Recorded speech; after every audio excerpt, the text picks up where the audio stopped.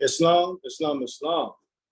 We want to welcome everyone to another Egyptian Adeptus Research Sultanate class, sponsored by our Moorish American government.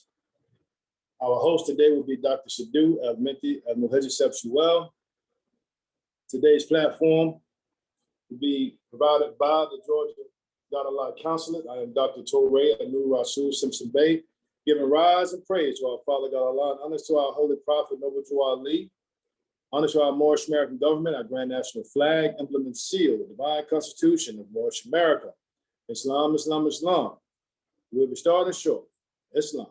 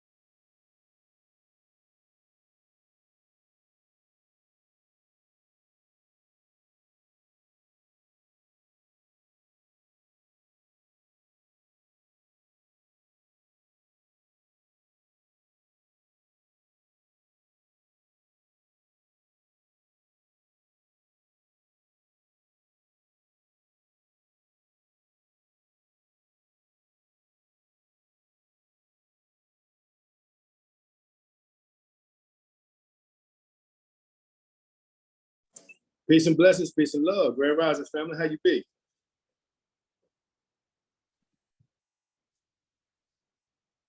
We have, let's see.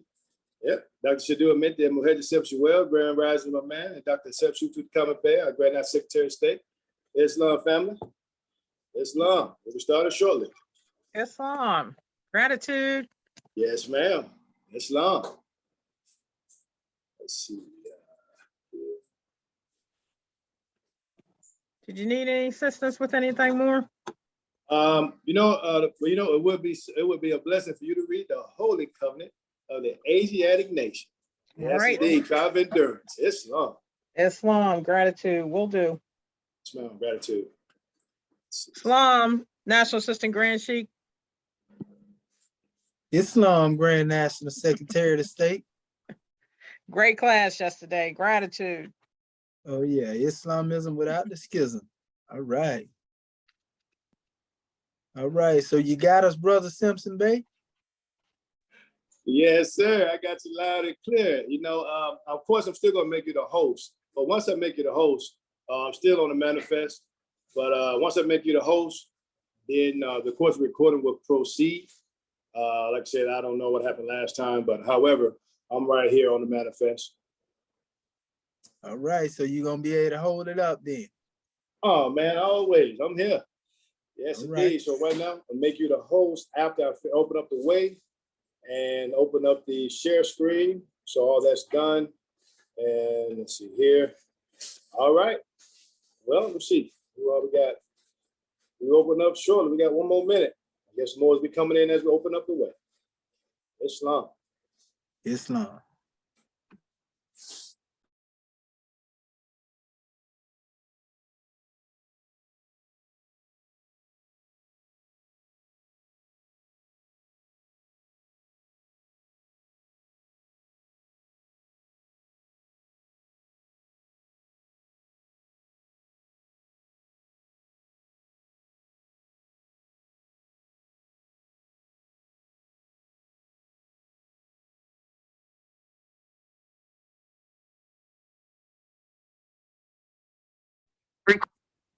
Islam, Dr. Carter Bay. Islam. How you be, Goddess and Queen? I'm just as Moorish as ever. How are you? Yes, as more as ever. Praise Allah. Glad to see you on the manifest. Islam. Islam. All right. Well, Islam, family. Let us rise and give all praises to our Father God Allah. Honors to our holy prophet, Noble Ali. Honors to everything that is Moorish. Our grand national flag, emblem and seal, divine constitution of Moorish America, Islam. Well, let's open up the way with our commission at that Moorish American prayer. I ask that you would open up your hearts and minds. And, just the honor and the blessing to be here in our Moorish American government. Our founder father, Noble Ali, through the guidance of his father God Allah, Islam. Ya Abnu, Ya Allah Abnu Haru Maku Nataru, Ya Allah Abhet Heru, Ya Allah Ma'at Heru, Ya Allah Hotep Heru, Ya Allah Ma'at Heruputi, Ya Allah Akhujet Dejuti, Ya Allah Per Im Sutek Per Im Heru, Ya Allah Bamaduti, El Hedget Sheds Rayatu Ali.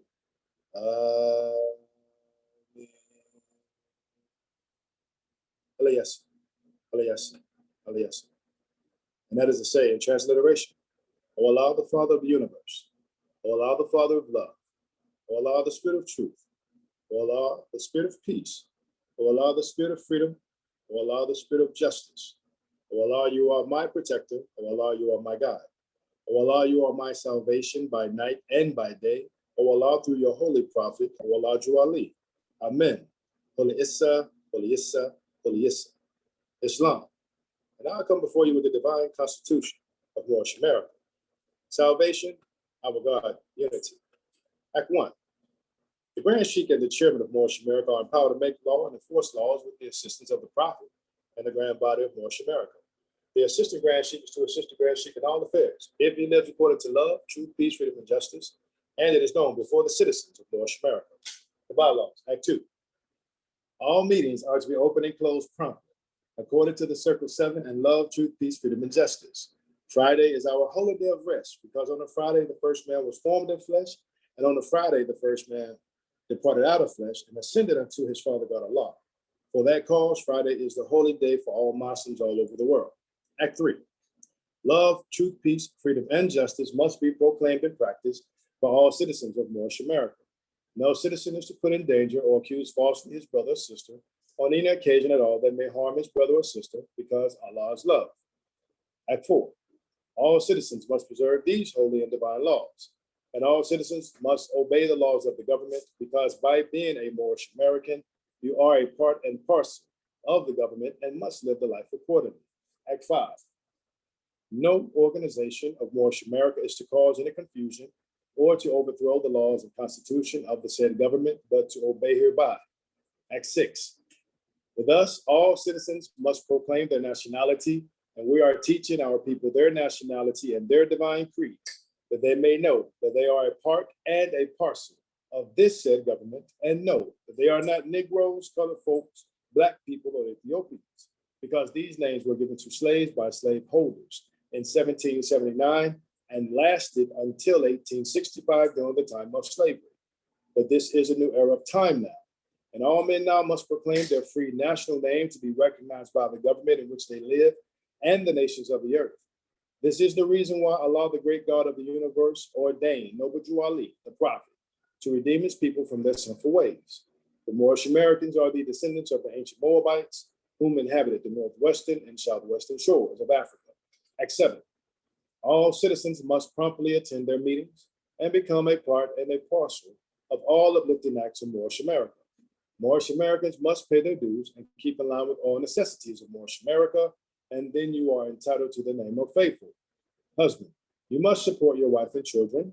Wife, you must obey your husband and take care of your children and look after the duties of your household. Sons and daughters must obey father and mother and be industrious and become a part of the uplifting of fallen humanity. All Moorish Americans must keep their hearts and minds pure with love and their bodies clean with water. This divine covenant is from your holy prophet, Noble Drew Ali, through the guidance of his father God Allah. Prophet Noble Drew Ali, peace and blessings be upon him, founding father and framer of the divine constitution and bylaws of Moorish America. And now that this meeting has been opened according to Act 2, and love, truth, peace, freedom, and justice, we say Islam, Islam, Islamism. And at this time, we will have our Grand National Secretary of State, Dr. Hatshepsut Tutankhamun Bey, to read chapter of the week, the Holy Covenant of the Asiatic Nation. Islam. The floor is yours. Islam, Islam, Islam. First of all, I want to rise, giving all praises to our Father God Allah, giving honor to our Prophet, Noble Drew Ali, the last prophet in these days and times, giving honor to Act 1, giving honor to our National Assistant Grand Chairman, Consul General Georgia, for opening our meeting according to law, giving honor to all of our Moorish kin online, giving honor to our host, our National Assistant Grand Sheikh of Moorish America. Chapter 25, a Holy Covenant of the Asiatic Nation. Ye are the children of one father, provided for by his care, and the breast of one mother hath given you suck. Let the bonds of affection therefore unite thee with thy brothers, that peace and happiness may dwell in thy father's house. And when ye separate in the world, remember the relation that bindeth you to love and unity, and prefer not a stranger before thy own blood. If thy brother is in adversity, assist him. If thy sister is in trouble, forsake her not. So shall the fortunes of thy father contribute to the support of his whole race, and his care be continued to you all in your love to each other. Islam. Islam, Islam. We want to give gratitude to our Grand National Secretary of State, Dr. Hatshepsut Tutankhamun Bey, for reading the chapter of the week. At this time, we'll be opening up the floor. Not open up the floor by itself. At this time, we'll be turning over the floor to our host, our National Assistant Grand Sheikh of Moorish America, Dr. Shadu Amenti Muhammad. Islam, Grand Man, are you on the floor?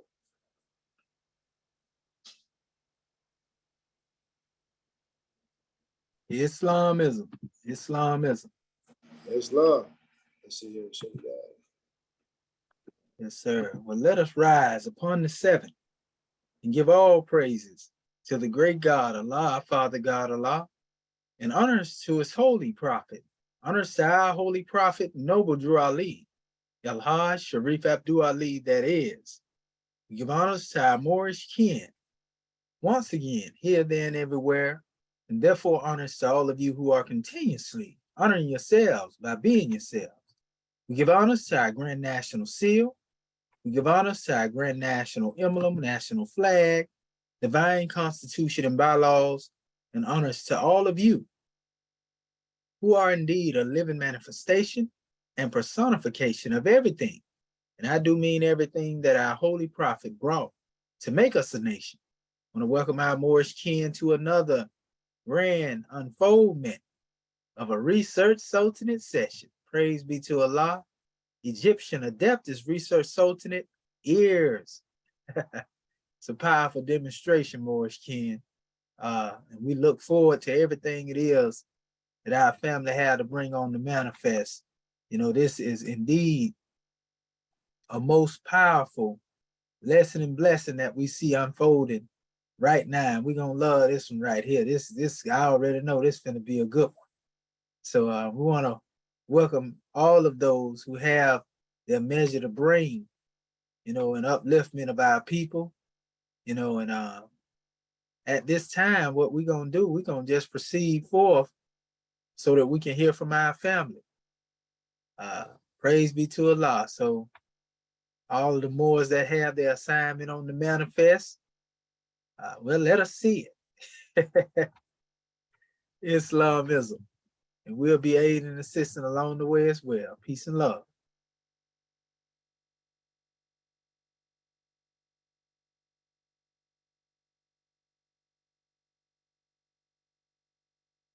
All right, Sister Curta Bay.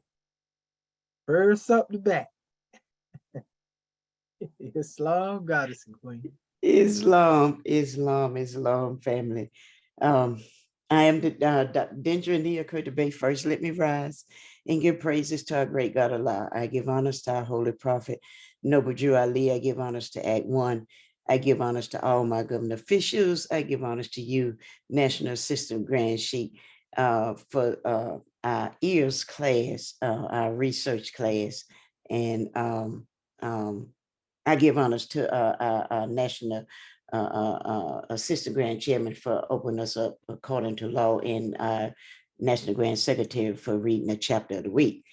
After saying that, family, what I did, our assignment, it was, number one was to use Mustafa Galalah's book, The Ancient Egyptian Writing Modes, to become familiar with the script, and the proto script PDF attached below. And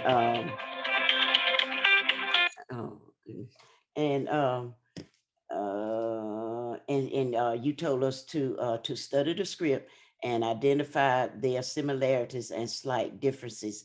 And I did that. So I didn't try to pull that up to try to share with you all this morning, because as you know, I'm still working on my PowerPoints and stuff. But nevertheless, to say, I went to number 2, and I'm going to share my screen. And okay.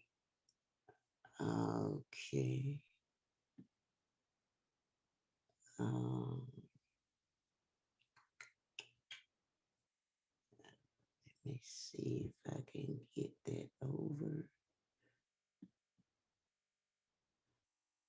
I don't know why. Okay, there we go. I'm going to share my screen. Let's see. Let me get that out of the way so I can see it. I think this is it here. Can y'all see that, family? Islam. I went to number 2, and this is what I did. And family, and I want to make this statement. I'm enjoying this. I see myself as in a class. I see myself as a student, and I'm just learning. And if I messed up or if I misunderstood my assignment, well, that's what my teacher is there for. My teacher is there to help me to understand my assignment and to correct me where I might have went wrong at. So after that, after saying all of that, but I'm still having fun. So this is what I did with number 2. You say use Mustapha's book, our Egyptian alphabet creation cycle, to add the gematria number value to the 22 letters of the Proto-Canaanite Moab script.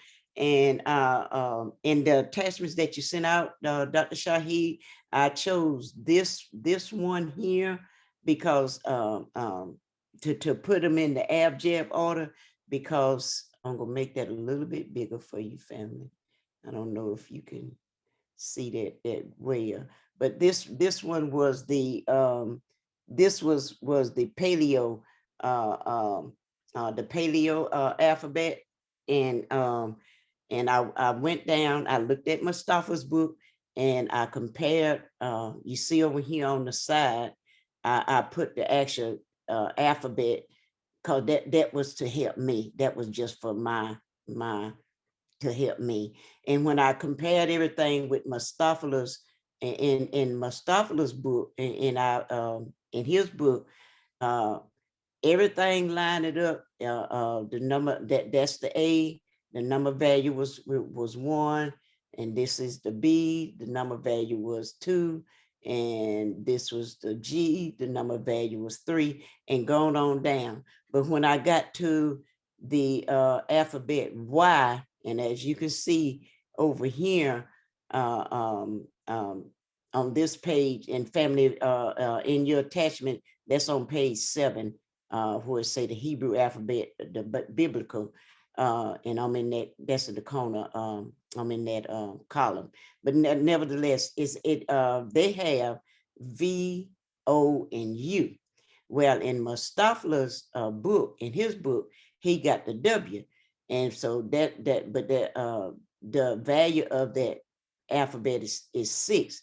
But and I put a question mark there, because if that's a W, then that's going to change the value of that number. And so I was going to ask you about that, Dr. Shaheed. But anyway, going on down, looking in Mustapha's book and comparing this with what Mustapha had in his book, when I got to, I think that means the bastard or whatever, but when I got to this one, number 9, they had the TH. And then, but Mustapha he just had the T with the dot and the A. He just had the T. And so I questioned that one too, because it was a little bit different, and it might not be a big deal. It might just be whoever was writing it, because the objective of what I'm trying to show is that all of this belonged to us, and we are showing how the Greeks and how they changed it over a period of time. So as I went on down, everything else was the same. As you can see, the value of the that's the K, and the CH is 20, and then as you can see, everything stayed the same until we got to this alphabet down here. Now they had a O right here, and over here was the O, but in Mustapha, in the book, Mustapha's book, he had that as a Ein. I hope I'm pronouncing it right. Ein. He had that as the A. And if I remember correct, I think the ones that was a little different, I think they can be used. If I'm remembering correctly, it's so much to remember.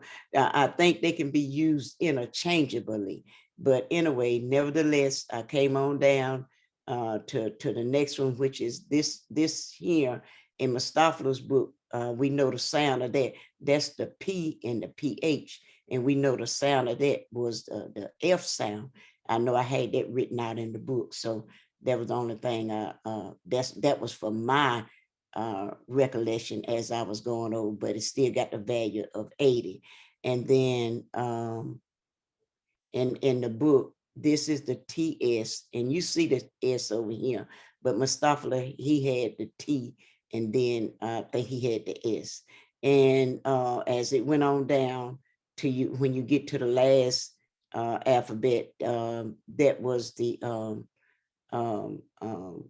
Mustafa had the T in the TH, which the value was 100. And the value of it was 400 pronologue. And then I went, now this is where I kind of got a little bit confused. I'm gonna close this, Brother Shaheed. This is where I got a little bit confused with the third thing you told us to do. You say use the AHLB PDF attached below to look up 7 words of your choice, then read their definition as found in the lexicon and use the geometria number value to aid you in deciphering the 7 chosen words metaphysically. Now, I got a little bit confused on that because I didn't know if we was talking about the and I'm gonna show y'all what I did. This was the first thing I did right here. I worked hard, y'all. I went to this word here. Can y'all still see my screen? Islam? Can anybody? Yes. We see Oh, you. okay. Y'all making me nervous now. But I went to, when I was reading up on this, I started out, I was going to look at all the different words. I figured everybody was going to do the abjad, the first 7 letters. So I skipped down to this is the, well, actually it's the 23rd, but I skipped down to the T or the TH. And so what I thought you were saying was to, I looked at these, but as I continued to read, I found out that these were the letter. These was the alphabet. It wasn't actually a word. So I had went down and picked out 7 of these. Let me close that out, show y'all what I had then. And I think I might have messed up. I don't think that's what you was asking us for. And then I was going to do yad, do the Y, which is yad, and then do the ka. I was going to do those. And like I said, as I continued to study them, I found out that these were, they are the alphabet, and they just added the AD to make it to help me to pronounce it better. So after doing that, I went to the lexicon on page one, I think it was 135, and I'm gonna click this here. Okay. I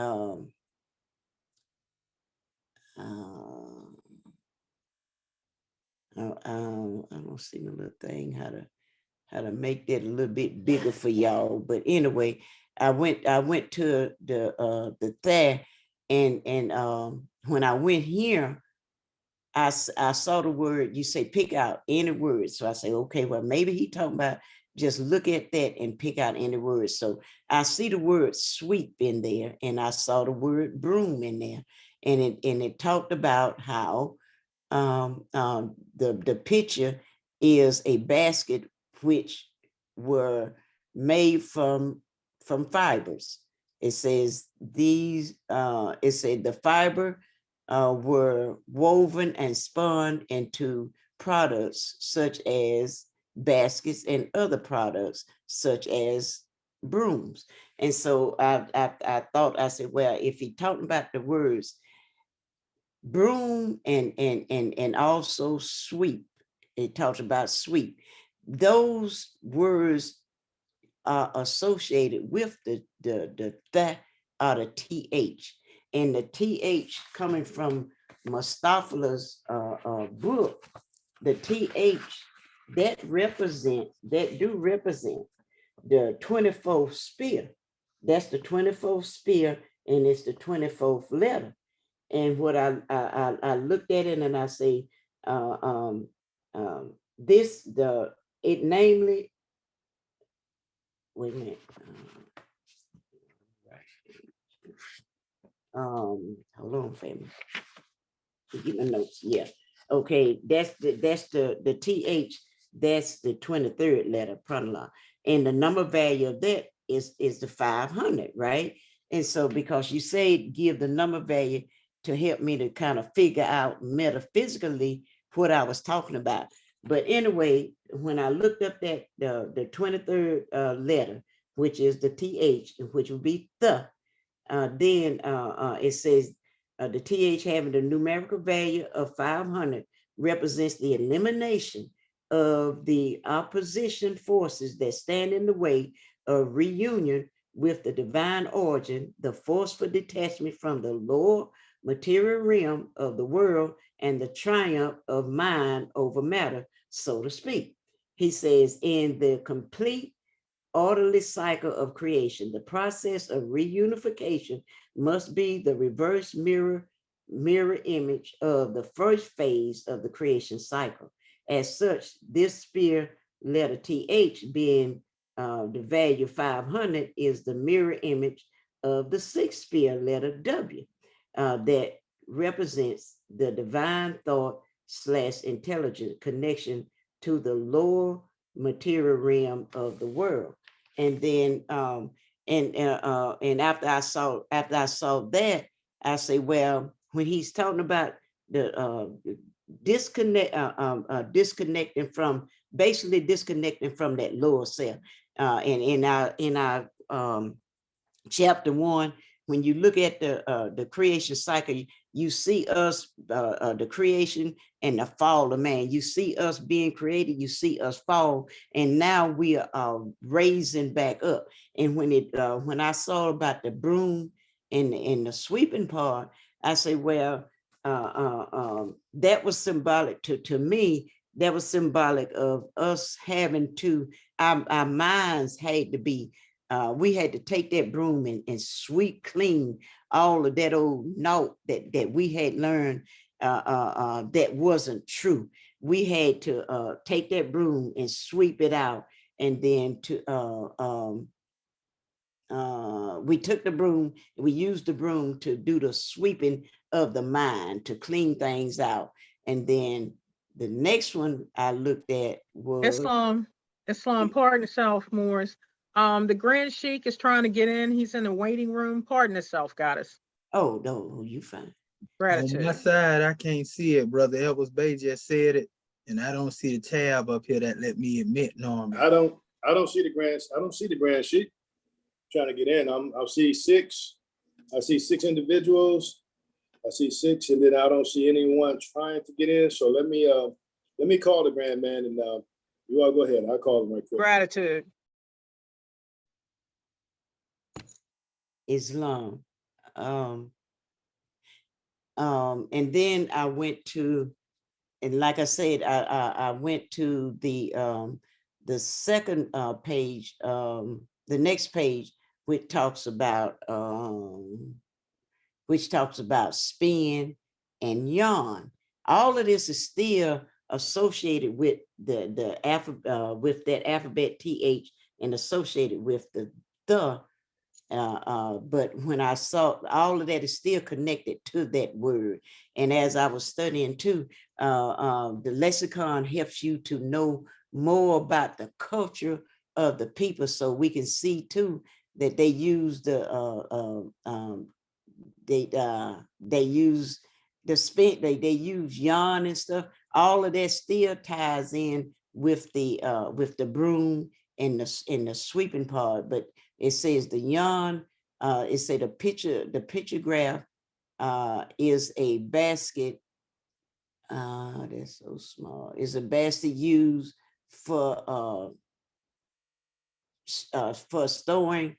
Let me see, family. For storing material and for storing tools and materials. Including yarn. But anyway, and when I saw that that word, to spin in the yarn, it made me think about in our Holy Quran, when our sages, when they was talking about, they had to make new gods for us, because we was at another level. Chapter 20, I think it said, it made me think about when they was talking about the time is right and we must fashion well these garments for our race. In other words, weave in, spin in, make, make new, basically change, cause our thought patterns to be changed, to give us another thought pattern, because we was at that level where our clothes, they talked about our clothes basically need to be changed. So that's what made me think. That was my metaphysical part of that particular thing there. And so I'm gonna stop right there, because I don't know if I'm going in the right direction. So Brother Shahi, I'm gonna turn it back over to you. This is what I did. And show, and I don't know if I'm on the right track, was off the right, or because like I said, I got a little bit confused on that third thing you want us to do. I can comprehend more better if you show me, give me an example and show me, and then let me go from there. But I did the best I could with what I had. So that's what I have, family. That's why I want to jump on out there and get my little corrections or whatever I did wrong or whatever. So, but y'all see, I tried, and I'm learning. Like I say, I'm in school. So my teacher, Dr. Shahi, you my teacher. So help me with my homework. It's love. Gratitude, God, man. Peace and love. I'm gonna stop sharing my screen.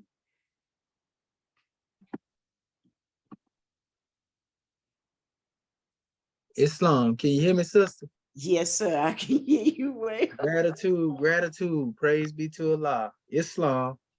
Well, yeah, let me put this up here real quick. Okay. Let me just share my screen.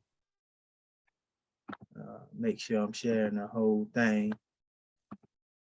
I'm trying to find this demonstration. Here it go, right here. Okay, so here we go. This is what we have here.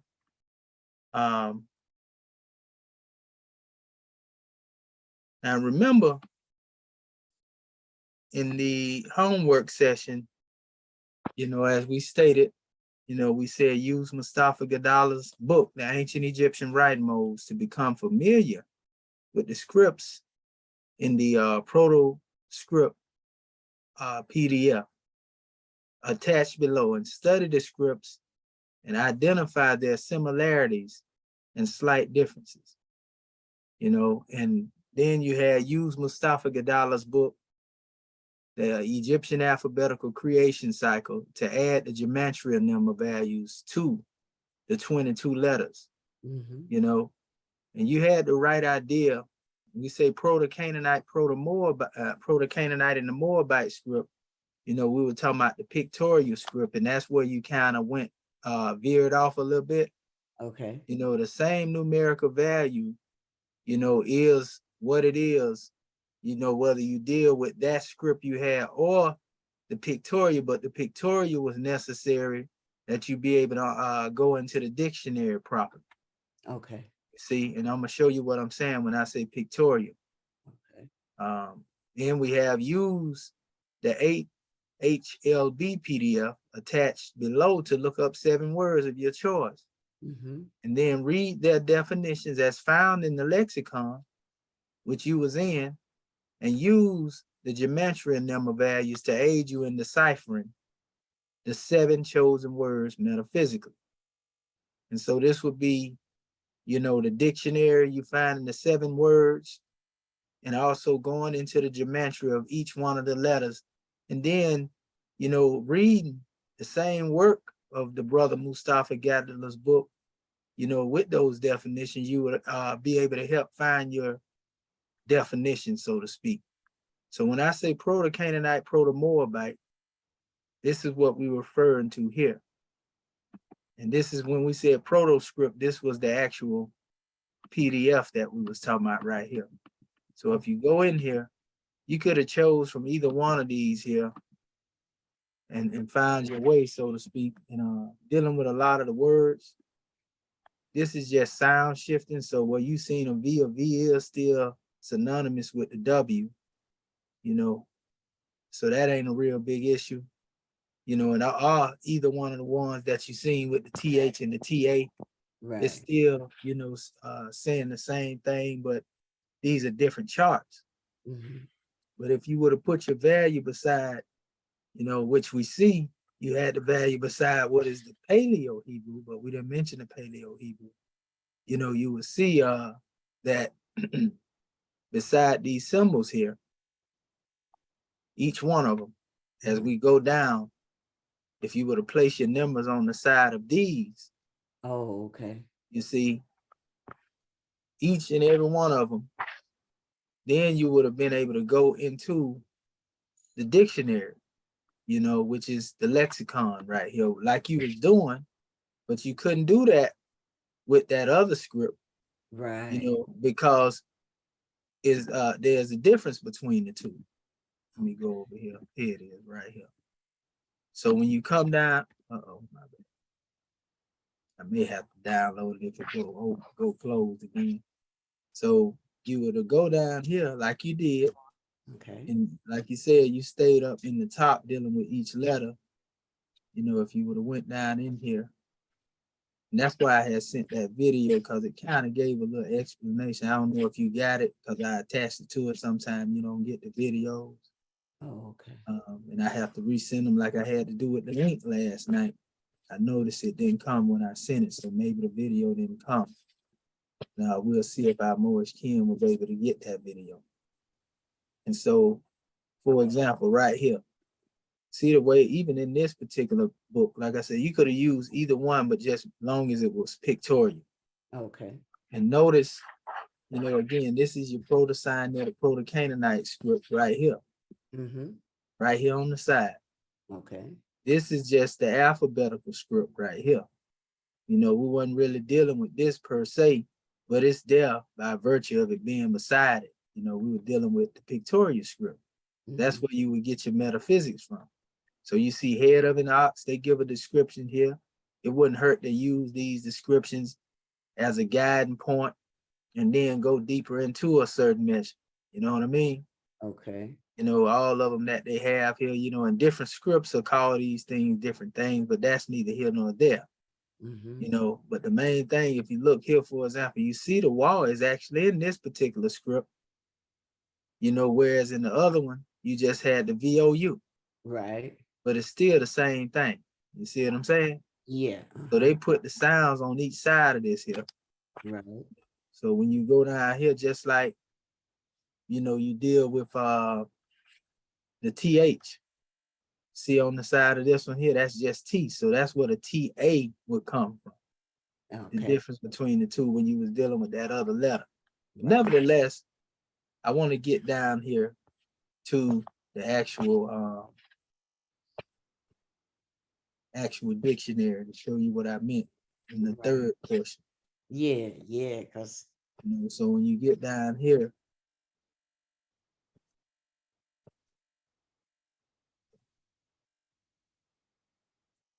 let's say, the way does it go here? This should be pulling up in a second. There we go. So, you know, just in the most simplistic form, I start with this, for example. Right. Like you seen me demonstrate in our last in our last measure. You know, they started off with Al, you know. So in the structure, you see an A and A here, and then they just put a question mark ab there. But you also see A and B here. You see? Uh-huh. Now we know in the last breakdown of Al, I was showing you Aleph, you know, because that's what they talk about, Aleph. And I Right. showed the head of the bull and what all that represented, you know, and I could have went deeper in dealing with Mustafa Gadala's book. It described that alphabet as being linked up with Altum. Okay. Now, Altum, in reference to the bull, you know, would be linked up with Minerva, you know, Minwir, actually another name. They called it the black bull, but this is actually the way they say it is actually like more, you know, to be honest with you. And if I linked it up to that right there, then I could see the connection between Autumn, you know, in the word Al, for example, the head of the bull, and menwear. I can also see in that metaphysically, you know, the strength of the bull or the ox, so to speak, as it relates to power and creation that comes into play in the being. You see? And so with that especially demonstration, I could go even further into the definition that Mustafa Gadala gave, you know, and go into how this relates to the creation of everything that exists, you know, or the vitality of the bull as it relates to, you know, bringing forth the seed of creation out of which everything existed. I can see all of this being brought forth basically, you know, and we know that, you know, this head of this ox or this bull often has a sun disk in it, you know, and the sun has always been a symbol, you know, of bringing forth life to the earth, you know, bringing forth through its rays, striking the soil, you know, to basically allow the seed the ability to unfold. This is my metaphysical breakdown, just off of the head. I'm freestyling right now. Right. You know, and it says over here, for example, when Mustafa Gadala was breaking this down, he said, when I manifested existence, existence existed. He said, I came into existence in the form of the existence, which came into existence in the first time. Coming into existence according to the mode of existence of the existent, I therefore existed. And it was thus that the existent came into existence. You see? And so this is all dealing with, again, we know that a bull, you know, when it comes forth, like I said, deal with power and strength. So it thrusts its way forward, so to speak. We see some people like to interpret that as rage, but it actually has to do with, you know, the empowerment, you know, that one asserts or inserts. And it takes this to initiate creation, a spark in creation, for example. But even greater, it goes down as well, and it gives you the breakdown on the letters in the last portion where it says names, meanings of the letter A. And it says Aleph means head, leader, alpha, or alpha. Aleph also means to go around in a cycle. You see, you can go into the sun cycles, and it also means to author. You know, so this again denotes, you know, the author of creation. So this is a powerful demonstration in and of itself. I was just giving that definition dealing with the two letters A and L. But to deal with the A and the B, for example, here, you know, two letters, two alphabets. If we were to go into, you know, this is special measure, and I could have went to the letter L as well and broke down other things to add with that as well. But I just wanted to use the symbol of the first alphabet as an example, the Aleph. So the A and the B here, you know, as they have it here, and they got it in the box Hebrew, you know, then you have a pictograph. It has the head, and again, there you go. It represents strength, like I was just saying. Then you got the letter B, you know, for house, bait. You see, represents the tent. Combined, these mean the strength of the house. And this can be the tent poles which hold up the tent, the house, as well as the father who holds up the family, the household. You see? And so we know Ab, you know, also dealing with this word father, basically, because that's what it also represents, the father. You know, I would have connected it too kemetically to an Ab, which is the heart, because that's the nearest place we can meet him. That's the house, you know, but nevertheless, again, just like we gave the definition of the letter A, you know, if we went to the next letter B, we will find that this actually deals with, and you could have used the top portion too when it says the one and all, you know, the divine mind consciousness. As I broke these things down in the past, you could start with that in your definition and add that in there. But this B that we're dealing with, it also is related to the first letter A. As you can see, it dealing with autumn being the one. As we mentioned, autumn dealing with the letter A. It's dealing with the thought, divine intelligence, you know, but it goes on. If you read on through here, Islam? you would notice Islam. Are you showing us something, or are you No. just reading in the book? I'm reading from the book like she was. Okay, but I thought you were showing us. You can't see it. I'm just reading from the book. Right. But I'm actually showing on the screen here the definition. You do see that, right? Right. Yes, I see. Yeah. I'm expounding on these two letters through the book of Mustafa Gaddafi, Right. Yes, Islam. like Sister Curta Bay was just doing. Okay, so basically, because I don't have a PDF of this book right here uploaded. So it basically, and this is page 53, brother, if you would like to follow along with Mustafa Gadala's work. Right. This is the alphabet, the second one back. So this house is mentioned on page 53. They tell you down at the bottom, it says daughter in Egyptian means bet, which is pronounced by non-Egyptians as bet. House in Egyptian is spelled bet, but it's generally pronounced by the Egyptians as bait, Bait, yeah. right? Uh-huh. So this is the connection to that particular letter in this measure. So knowing that there's a connection metaphysically, I could use the information out of here in connection to these two letters. And this is my way of freestyling this measure according to the definition that was given. Right. You know, we're dealing with, you know, a house, you know, built upon strength. Mm-hmm. And we are going into the divine mind consciousness, you know, which dwells in that special house, right? Right. And that divine mind consciousness being of the one in the all, you see, Mm-hmm. which is the Father, But you're right. The fault, yeah. which is the Father that dwells within the house. He Right. is the consciousness of the divine mind, Right. you see? Right. And then I can go into even more here, you know, just dealing with the aspect of this house and how it relates to everything in creation, you know, and everything in the cycles of creation, as we mentioned the cycles early, Mm-hmm. you know, and he gives an extensive breakdown on these things where he go into all of the relationships here, these letters as they relate to those particular measures.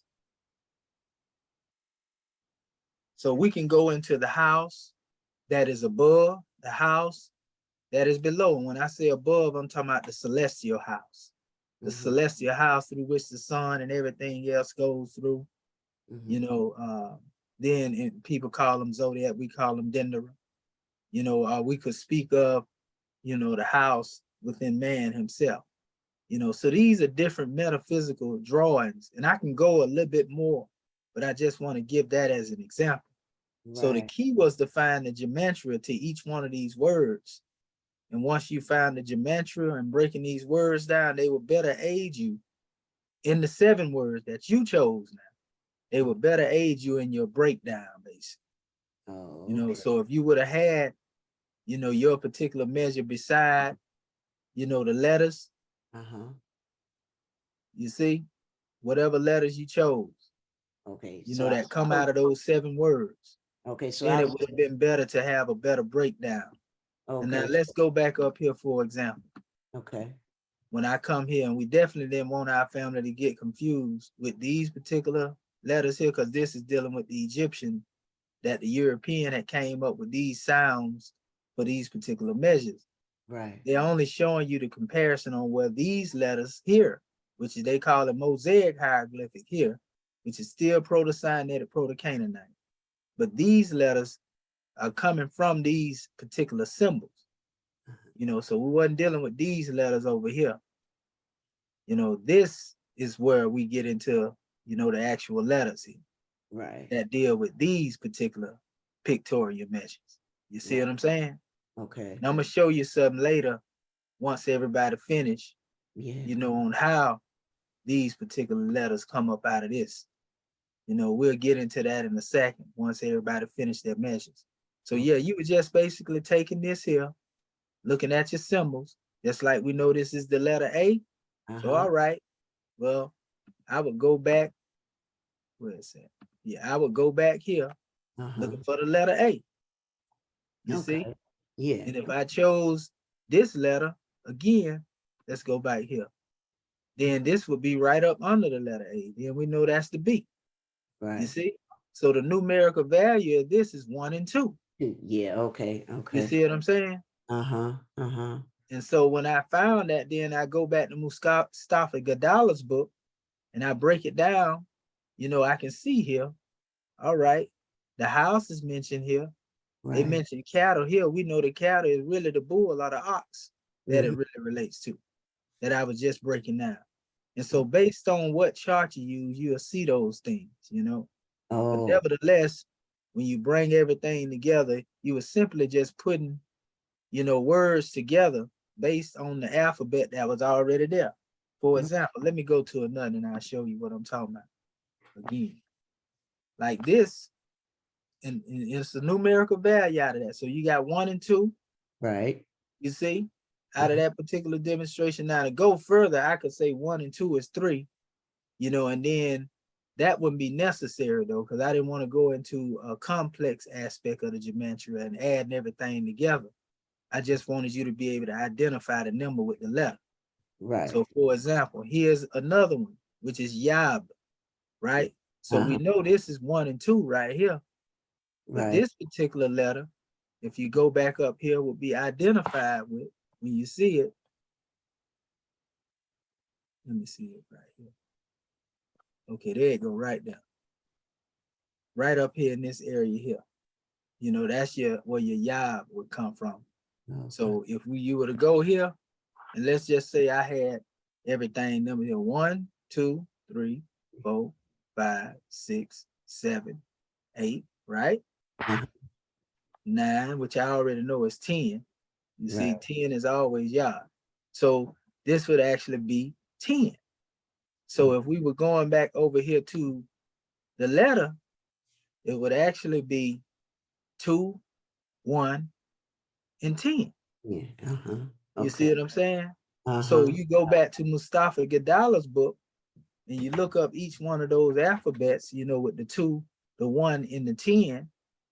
And then you just go into finding your metaphysical definition. Like I said, I wasn't talking about adding it up, dealing with the 2, 1, 10. I wasn't trying to get into all of that because I didn't want to make it more complex, than what it already is to do the research going through these. And you just finding your own words out of each one of the 7 of these. And once you find your own word, whatever you choose, you go through it and compare these things and you break your metaphysics down, through the Egyptian alphabetical creation cycle. Oh, okay. So do you get it? Yeah, I understand it a little bit better, but I'm probably I got to listen to it a couple more times.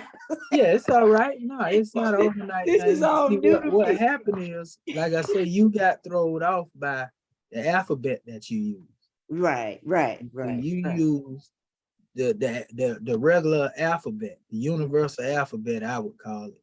Right. You use this instead of these pictures. Right. And that's what throws you off, because you ain't gonna find this, you'll find some of these alphabets that crossed over from that may have still been there, but you ain't gonna find this alphabet fully in the pictures, because you're talking about the pictorial script versus this. Right. You see, now they may have some words that they compare to the Paleo Hebrew, but in all actuality, you're really dealing with the pictorial script when you're dealing with this dictionary, the one that we have up here. Where is that? I'll go to the other one. Let me see, is it there? No. We go. Well, the one that I just had dealing with the lexicon is right here. Right, yeah. The things that are in here is what I'm talking about. This is pictorial. Right. But always remember, this is proto-Sinaitic, proto-Canaanite. And the other script is Paleo Hebrew is what they like to call it. You'll see it called by Phoenician. you know, Yeah. all types of names, you know. Mhm. So that's basically all it is. And the more that you become familiar with the numbers and the letters together by Uh-huh. researching words like that, it's gonna make you familiar, you know, with the actual language. You Right. see what I'm saying? Uh-huh. Okay. So yeah, that's just a measure Yeah. I wanted to bring forth. Right. Let me see something here. I want to go back here because I mentioned this.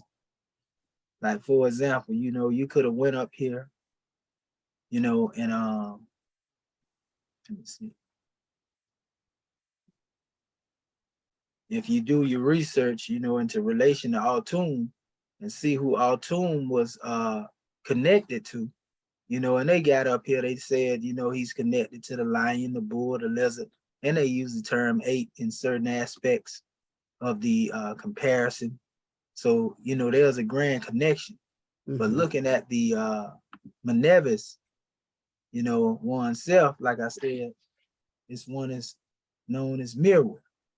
You know, if you take the drawing out, they always, like I say, refer to this. This is the bull deity, the bull god. Because see, you can see this how it will relate to Atum, that first letter that the brother was speaking of.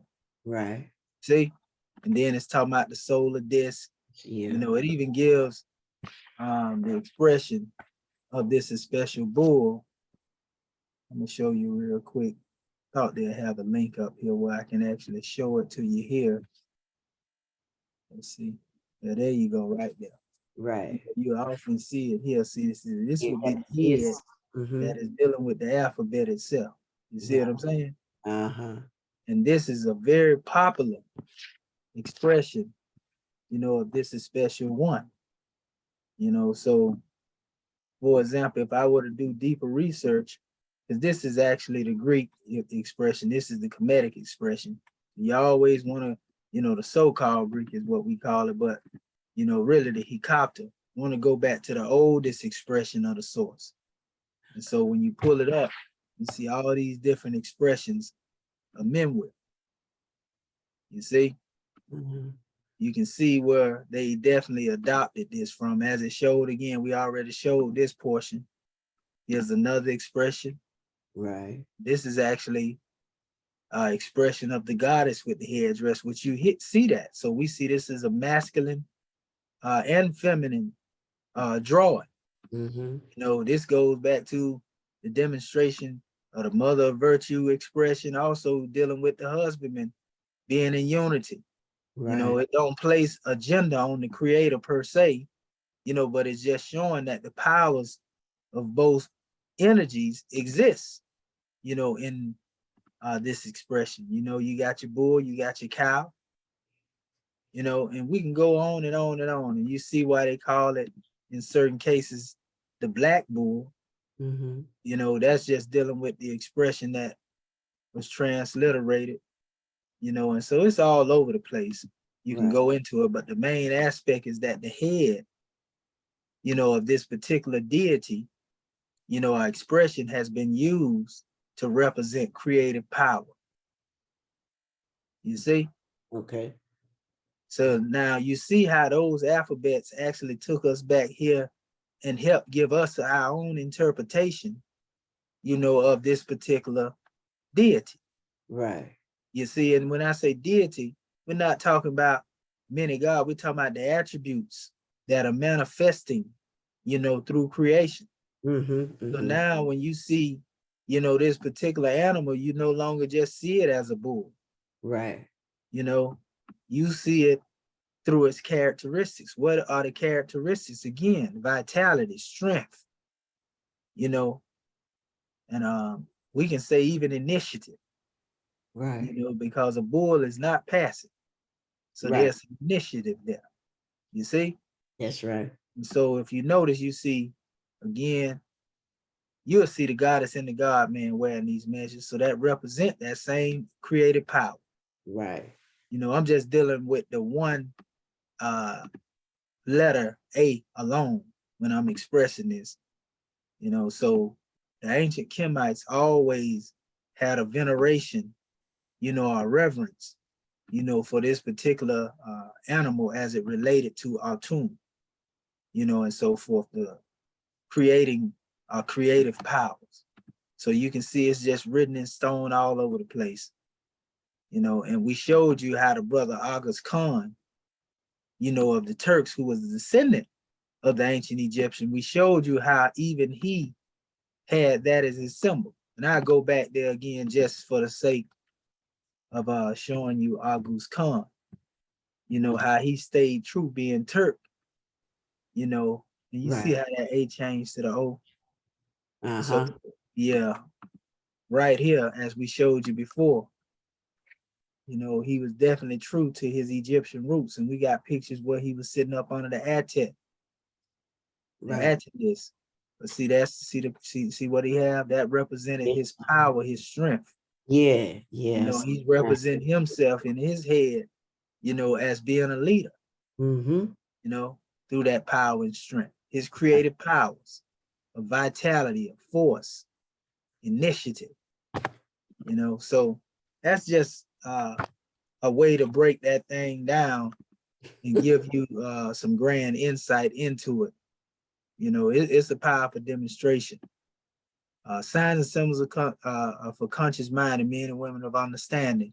But that's basically what we were, sis. And like I said, I freestyled my definition, you know, but when we put all of our insight together, that's how we will create, you know, our own measures when we bring forth our words. So Right. hopefully that gave you some grand insight, right? Yes, it did. Uh, It did. And like I say, woo, good gracious. yeah, you just have to remember, you know, your proto-Sinaitic / proto, you know, Canaanite, Moabite, you know, that's mostly dealing with the pictorial. Sometimes they'll mention Moabite as letters, Right. you know, depending on who it is you're talking about. Right. You know, but when we say it, we're actually talking about, you know, this is special expression here, Okay. you know, the letters. Okay. So, you know, they use the term even mosaic, or some of them call it the hieroglyphic of Joseph, you know, because some people believe that Joseph, you know, originated it when he was in Egypt. They do that to try to take it back, you know, but we do know for a fact that Moses himself would have had a better knowledge, you know, of these things, because he actually was dealing with the language. Joseph was able to interpret things according to dreams. So we see the metaphysics of him being able to interpret, you know, the signs and symbols. Mm-hmm. And that's why he was honored by the Pharaoh, you know, but Moses would have been more in tune with the alphabetical expression as we see it now. Right. You know what I'm Right. saying? Uh-huh. Because he studied up under them.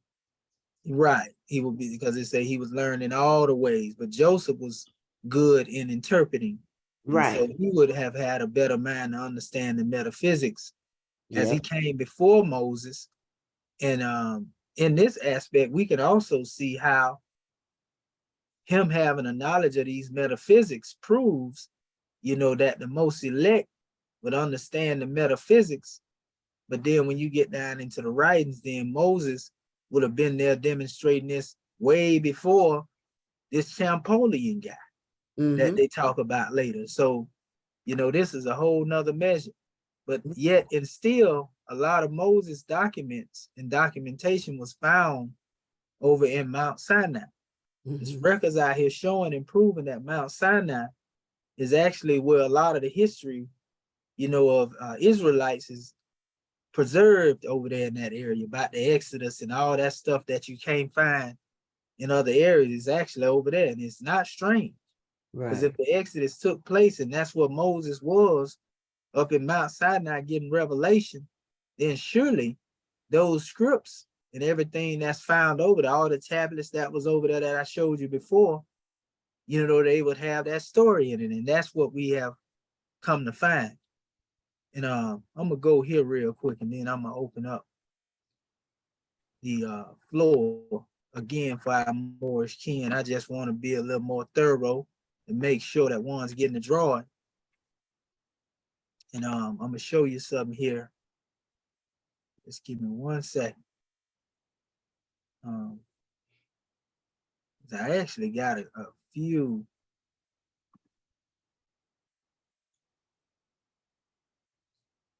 Let's see, I think, yeah, here we go. Here, I have a few of these measures here.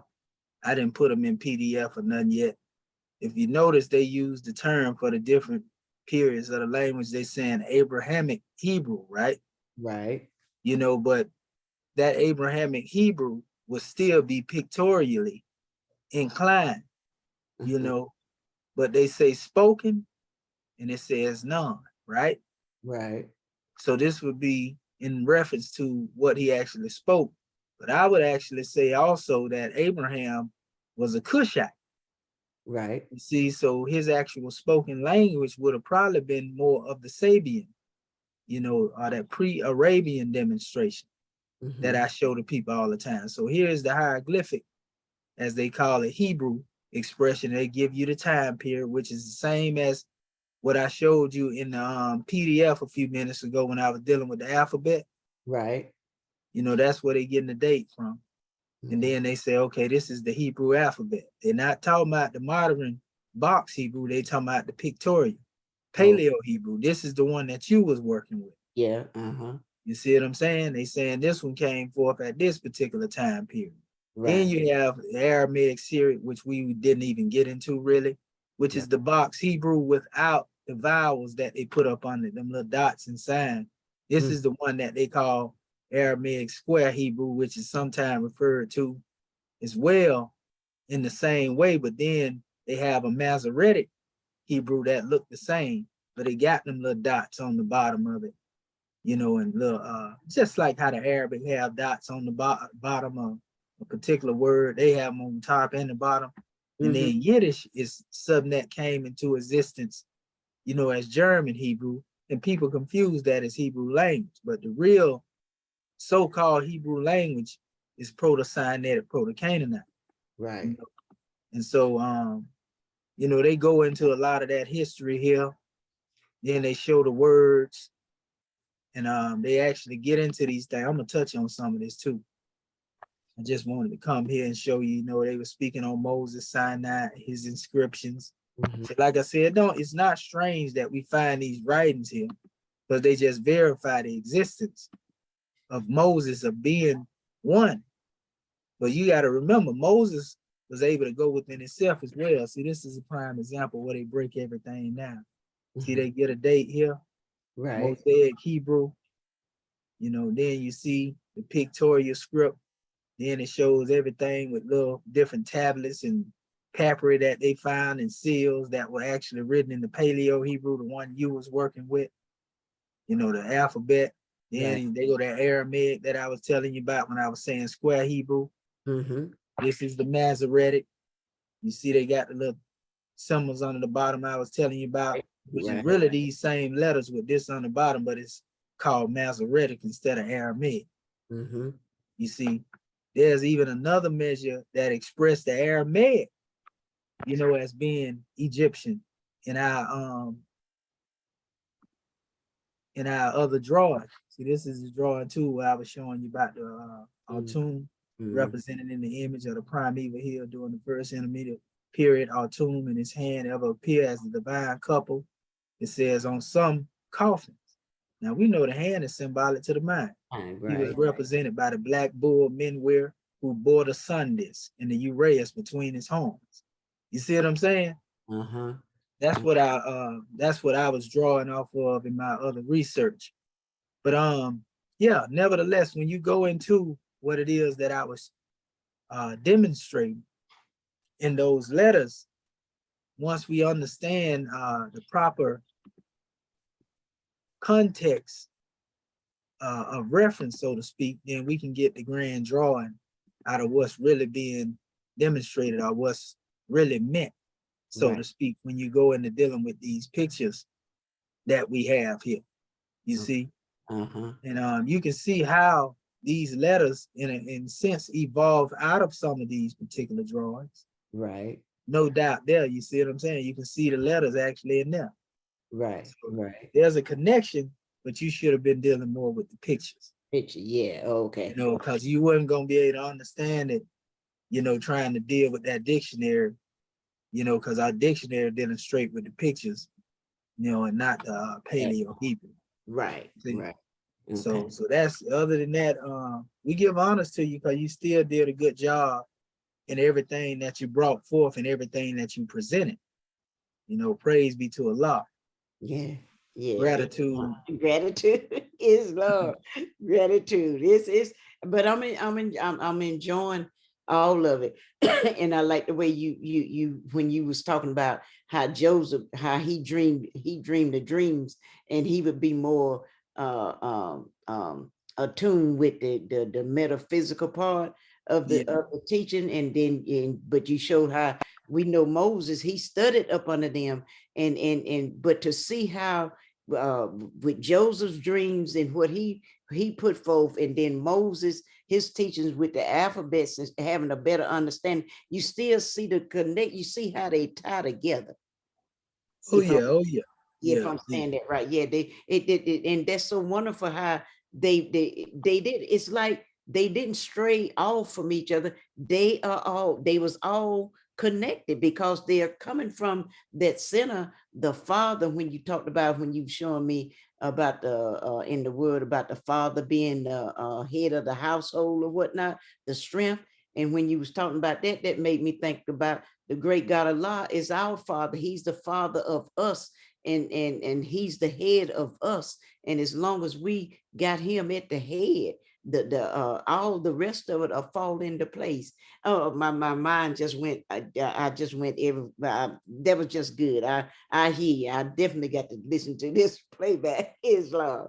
Gratitude, God first. Helping me out here. Islam. Well, you also can see that bull is also connected. We say we are children of one Father.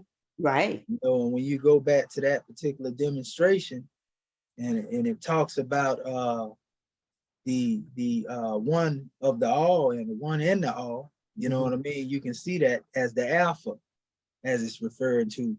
You know, again, the house, the nearest home is what a house is. The nearest place we can meet Allah is in the heart. That's right. The same word Ab, you know, like we said, that deal with Father, correspond, you know, with the expression of what the word Ab represents in the Kemetic language, which is the heart. You see what I'm saying? So that's a powerful demonstration. And also what we see is Joseph would have been dealing more with Medu. Right. You see what I'm saying? And then Moses came forth with a drawing that was basically created out of the Medu, but in an alphabetical form, which the Medu was never really written that way like the European tried to put it. But it was written this way in the Canaanite. It say that in that information that I was shown. Right. As well. If you go up into the information that I was just going through the slides, it say that you know, though these symbols was taken out of symbols that were in Kemet, it was not to be understood as hieroglyphics. Right. This is understood as their particular alphabet. And like I said, I think it's a grand drawing to look at it as Moses as being the father of that particular script. You know, I wouldn't say nothing was wrong with calling a Mosaic, you know, script. You see, because again, who else during that time would have been more knowledgeable enough to bring this forth? Right. And if we see it there where he was, you know, and we know that he was more familiar with reading it, then this explains, like I showed you even in that book dealing with when it says the Hebrews were the Jews, you know, you understand why not only him, but Raph Ellis, in his particular book, you see how he was able to come forth and say, well, I translated all this stuff from, you know, the Egyptian text. You see, and one more thing I'm gonna show you, because I was talking to you about that box Hebrew demonstration. I want to show you something in relation to dealing with what they was calling Aramaic, because I have read literature that said our brother Yehoshua, you know, and look at, they calling this Aramaic Hebrew right here, right? You see the box Hebrew? Okay, yeah. Letters. But yeah, I've had people in different books and texts that I read, I meant to say, that tell you, you know, about this particular language, Aramaic being the language of Yehoshua. Now, if you notice here, this is Aramaic being depicted here, right? Right. Next to the Paleo Hebrew and next to the pictorial script, right? Mhm. Then they got the box Hebrew showing you how the box Hebrew actually evolves out of the Aramaic. Okay.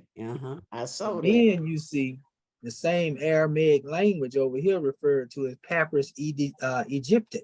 Right. So in all actuality, they are saying that this Aramaic script is also rooted in the Egyptian script. And this is why Mustafa Gadala said all this language come up out of Kemet. You see, but this is why some people will say that Yehoshua spoke Egyptian Aramaic. Okay. You see what I'm saying? So just to let you see them both side by side. Right. See how this is supposed to be Aramaic, but this say Papyrus Egypti. You see the letter? That's the Aleph. Yeah. You know, you come up here. This is the base. Yeah. You know, see what I'm saying? That's the same. Yeah. It's the same script. One called Egyptian, one called Aramaic. So if the Egyptian is older, you know our rule. Yeah. Then that's Egyptian. Right. And that's why now when I see the books that I read that said that he spoke Egyptian Aramaic, it made complete sense. You see what I'm saying? Yeah. Okay. And if there are even papyri, you know, that I have that are written in this Egyptian Aramaic. I'm gonna show that to you, and then we're gonna open up the floor for our next drawing. We're giving this drawing because it ain't but a few of us on here.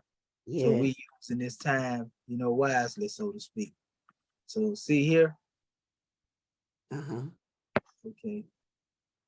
This is an expression of that alphabet I just showed you. Okay. And it's on papyri. Oh, okay. So we can call that Egyptian Aramaic. See? And this is actually the language, Aramaic was the language that the Gospel of Barnabas was written in. Okay. That's why they said that it is proved to be authentic. Right. You see what I'm saying? So that's a whole nother measure. Yeah. And as a fact, we're gonna, since we mentioned that, we'll show the family that too, so you can do your own research on this as well. Right. You know, when you hear me making reference to these things, you know, you can go and do your own research. Like one say, we be what we know, you know, and get a grand drawing off of this measure. I just want to show that these things exist. We ain't just making them up. You know what I mean? Right. Islam. Most of the time, I don't have the privilege when we're dealing with our people to just say something like they do and get away with it. I got to prove what I'm saying. Yeah. You know, everybody else can just talk. Right. You know what I mean? And get away with it when I be in these other different groups. They can get their own opinion about what I say.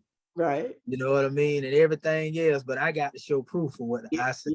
Yep. See what I'm saying? Yeah. Yeah, it's terrible. It's terrible. So, but it's all good because they don't make me do nothing but go harder. That's right. That's right. Because I'm a show and prove type of individual anyway. Yes. Yeah. So that just make it worse for them. So now you done made me prove it to you. I know, right? How can you deny it now? Right. You ain't got a leg to stand on now. Yeah, you ain't got a leg to stand on now. Then they get upset with me. Right. Then they get mad. They get mad. Yeah. I had one cuss me out so bad the other day. You know what I mean? Called me everything but a child of Allah. Goodness gracious. But here we go right here. Let me see here. And they got a bunch of, you know, the Vatican, you know, they want to call it a hoax. But this book has been carbon dated, you know, all the way back to that time. The reason they call it a hoax because it talks about Jesus not being crucified. Right. See what I'm saying? So of course they're gonna say that.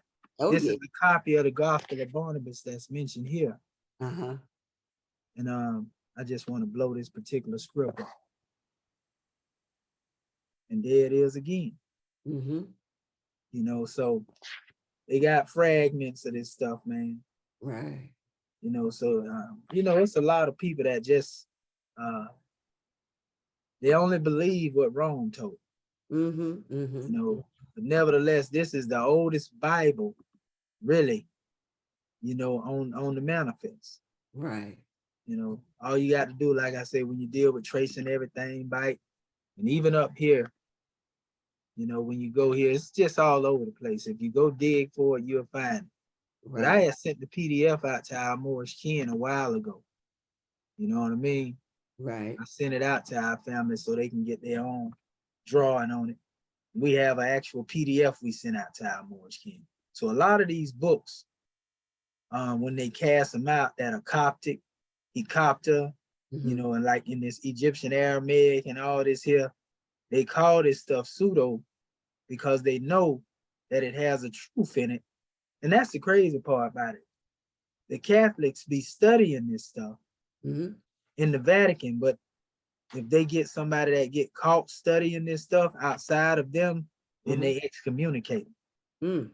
They can't study what they want to study in Catholicism. Right. At least and not let them know that they studying. And this was told to me by a Catholic themselves. The Catholic ain't nothing but another secret order. Yeah. Yeah. That's all it is. It's a Jesuit order. Mm-hmm. They had odds and war with the Masons. So it's a whole nother measure on that. Islam. That's a whole nother lesson. Islam. So I hope I brought some clarity to You the did. manifest. Gratitude, God, man, gratitude. Like I say, I'm in class, and hey, I ain't worried about nothing. Hey, I'm in class, I'm learning that. That's what I'm here for, to learn and be corrected and show me how to do it. So I got a good, a clear understanding of what I was supposed to do. And then, like I say, as I'll go back and listen to this recording, because I that's the way I learn. I hear it over and over. And I got a good understanding now. Gratitude. Oh yeah, repetition is key. Repetition is key. And there ain't nothing really wrong going on. That's what we here for, to strengthen and aid and assist each other. That's right. You gave a measure, I'm pretty sure that allowed me to bring clarity to our Moorish kin. You know what I mean? Yeah. I'm glad to jump out there and be the first one. Well, what we do learn is that just a basic definition doesn't do these words justice. Right. You know what I mean? I mean, it's all right to have a basic definition, but when you go into the metaphysics, now the whole book is opening to you. You won't see a bull the same way or a cow now. That's right. That's right. You might have been riding through different places on the highways and byways, and you just see them over there. You can appreciate it more now. Yeah, exactly. Gratitude. Yes, indeed. Islam. Well, it's the reason why they say you mess with the bull, you get the horn. That's right. Islam. Islam, God, man. Gratitude. Peace and love, family. Gratitude. Gratitude. Peace and love. All right, I see our brother Marvin Nathaniel Edwards Bay has his hand up over there. Islam Grand Man, what have you to bring forth? You got your homework? Islam, thanks for calling me. Do I have my homework? I have some homework. From what I can bring forth. Okay, first, let me rise and give all praise to the great God Allah, giving the highest honors to his prophet, our Prophet Noble Drew Ali, Al-Haj Sharif Abdul Ali. Give high honors to our theocratic government, our Moorish American government.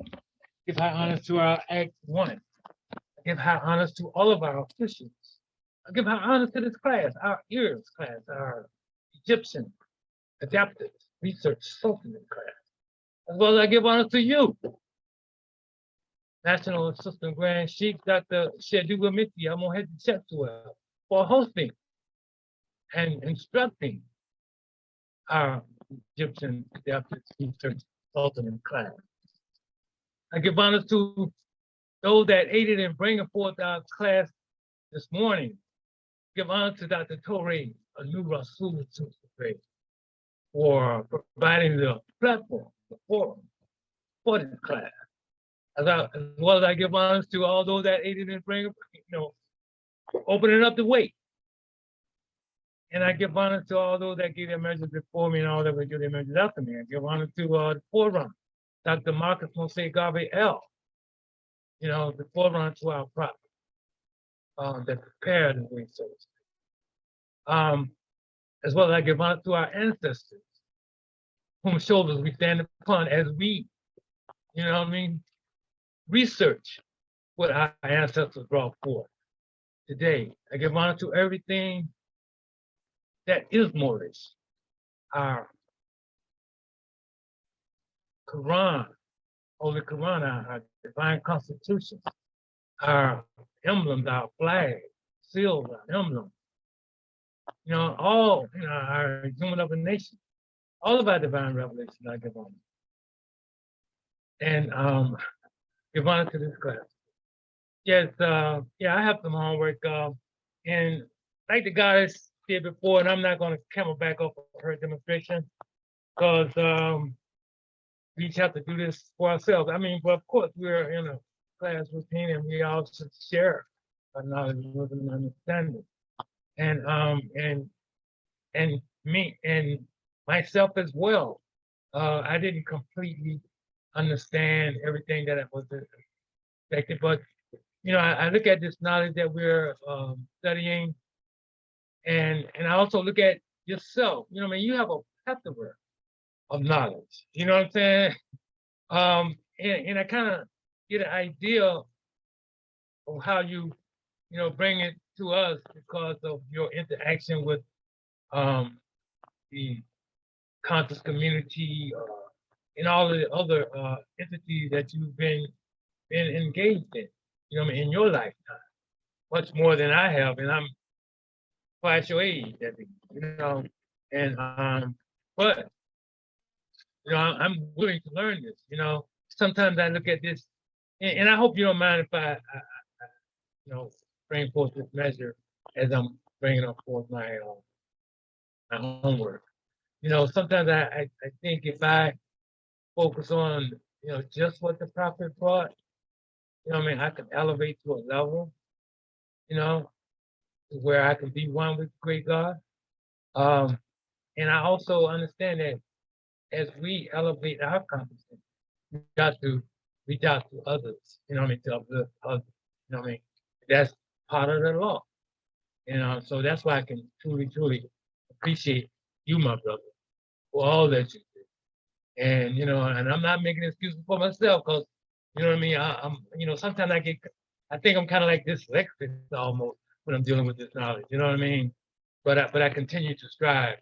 And the more my mind opens, you know what I mean, the more I can comprehend what's being brought forth.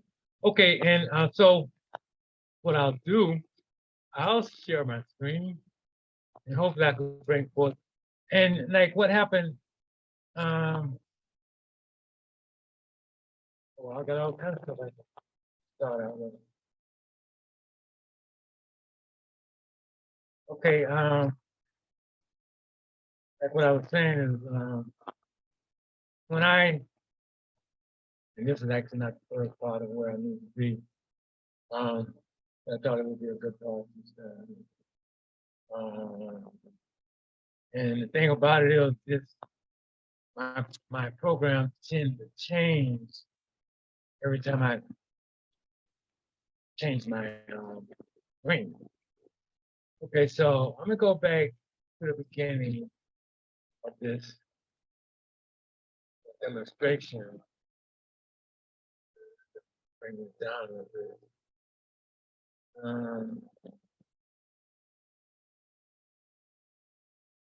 Okay.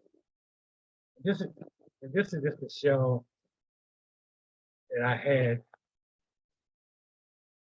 Now, it doesn't want me to remove over.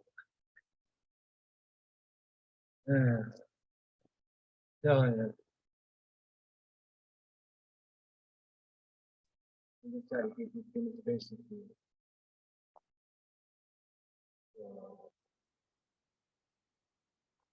I have to move it. And for some reason, not in the show. So I'm just making it small. Okay. Bring it up a little more. Okay, one. Use the top of the dollar book, ancient Egyptian writing mode to become familiar with the scripts in the PROTO script PDFs attached below. Study the scripts and identify their similarity. Okay, and this is the book here that we're speaking on. In this book, and as I go down, and I'm gonna come up with this here demonstration. Okay, of course let me go bring it back up. I don't want to say it. Okay, here we go.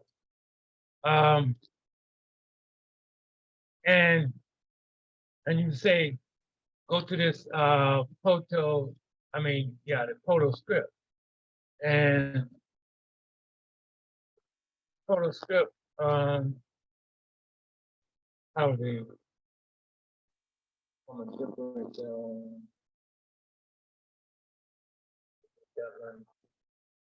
and yeah, you have to work with me and be patient with me. I don't know. After I woke up this morning and everything had changed, I had to log back on to my email, and I know because I left my computer on, which I know is not a good idea, but that was what happened. And so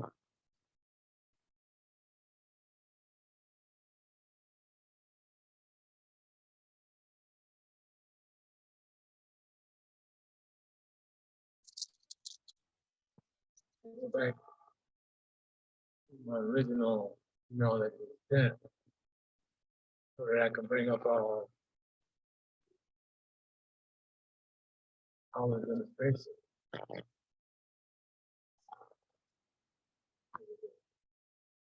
And that's this Toro script, I had it on my computer. So this is the Toro script that we're supposed to be looking at to familiarize ourselves with the Yeah, have you changed your screen, Brother Marvin Ellis Bay? I did. Yeah, because if you did, you probably gonna have to share the full screen because we see just 2 pages in front of us talking about the HLB PDF. Okay, all right then. Yeah, Okay, I'm gonna stop sharing. Yeah, and then I'm gonna come back and share screen again. Then let's try that one. See how that works. You see anything different?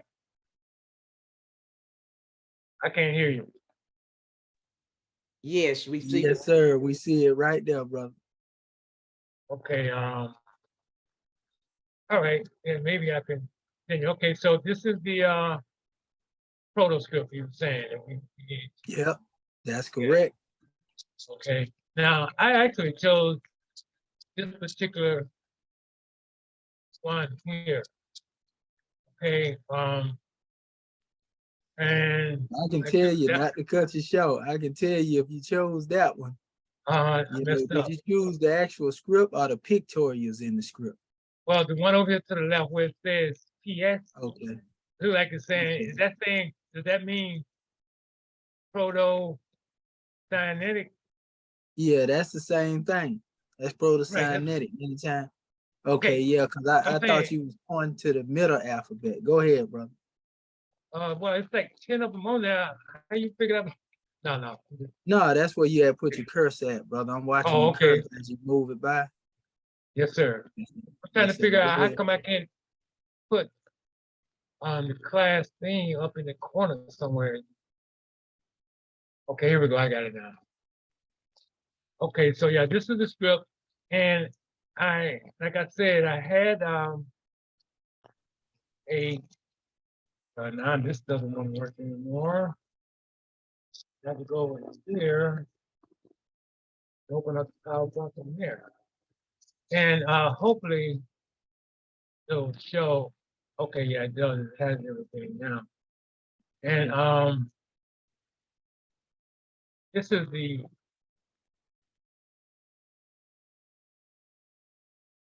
anyway, these are the different ones that I had. And this is this Metaphysical breakdown of that measure, okay? And all of these are all of the values right there. And this script right here, that's right next to it. I believe that's the one that we're talking about, right? Oh yeah, you on point. You right on point. That's Okay. what I was saying to our sisters. If you notice, remember I was talking about the alphabet 10 and we showed you the arm? Yes, sir.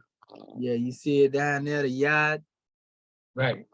Yeah, but right. the whole thing, you can see it here. You got it lined up perfect. Okay. See, that's what we were talking about right there. You did a good job already. The others over there, you ain't got to worry about them script. But I know you Right. just put it in the document as it was there. Yeah, well, you know, like that's all part of my process. So, you know what I Yeah, mean? Trying to get all to of where I that. need to get to, which Yeah, I that's all right. sometimes overdo that. But yeah, Yeah, you know, so I'm looking at the docs head, you know, it's one. That's the big, you know, that looks to me like a back or side or G laying down, but it's two, Mhm. and I would they say sometimes a who, you know what I mean? But anyway, these are all of the symbols and their numbers that go along with it. And of course, this demonstration has changed because of my moving it around. But this is Yeah, 400. I guess. Okay, yeah. So each one still coincide with these numbers. And Yes, so sir. now, so I will go further into the demonstration, and we'll go here to tip using Mustafa Gadawa's book, just in alphabetical creation cycle to add. Well, that's the same thing I did. So, in other words, that particular, in my mind, you know, correct me if I'm not, you know, that this is where I put the 22 letters in there, Yeah, that's correct. the gematria, whatever. You know. Mm-hmm. Okay, and so we go to 3, which is that was a cycle, and then we'll go to using the ALF, and this is where kind of had some issues with, and you know, attached below the 7 words. Yeah, okay, yeah. So this is where I just went, you know what I mean, totally off the grid, so to speak. You know, because I brought these things on the manifest, so to speak, but I also, let's see, I don't want to go back there. I went through my through my Word document. Okay, this is the 3, and I know I did wrong because from when you was showing the goddess, I was looking at it all wrong. Because what I did was I just actually went in and went into the index of this thing and picked out 7 words, actually 14 words, and tried to make them applicable to what we were doing. So I know I went wrong on that. But when I go back to, I even went here, but I can get back to this here.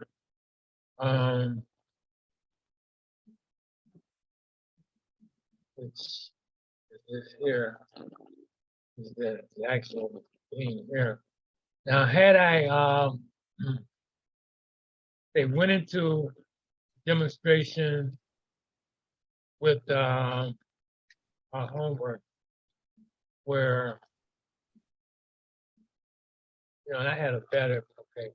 And if I actually went into here, like you were saying, and I can bring this up a little bit, and even you know went into, I'm still discombobulated because for picking out a word, you know what I mean. You say the words, and that was through here.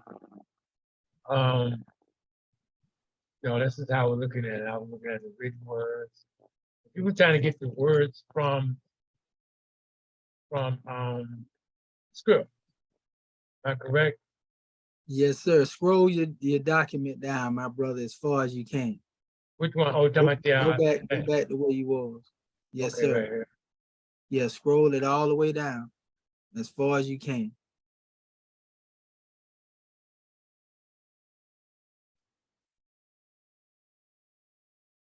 There you go. There go your words right there. Okay, come on to. Yeah, those Okay, are well, words. right, Mhm. right. But I'm saying I was 7 using. words of your choice, basically, from there. Oh, Go ahead. Bro. Oh, okay then. Well, then maybe I'm not too far off. Because that wasn't it.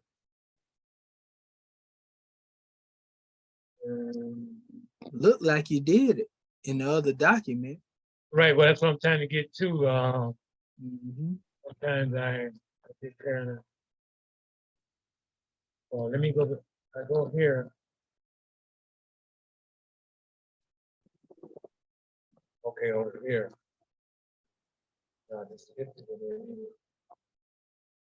It's somewhere in here. But I went here. Okay, might be over here. Oh no, I went to the Word document. Yeah, the Word document. Okay, That's right. great. That's what I was thinking.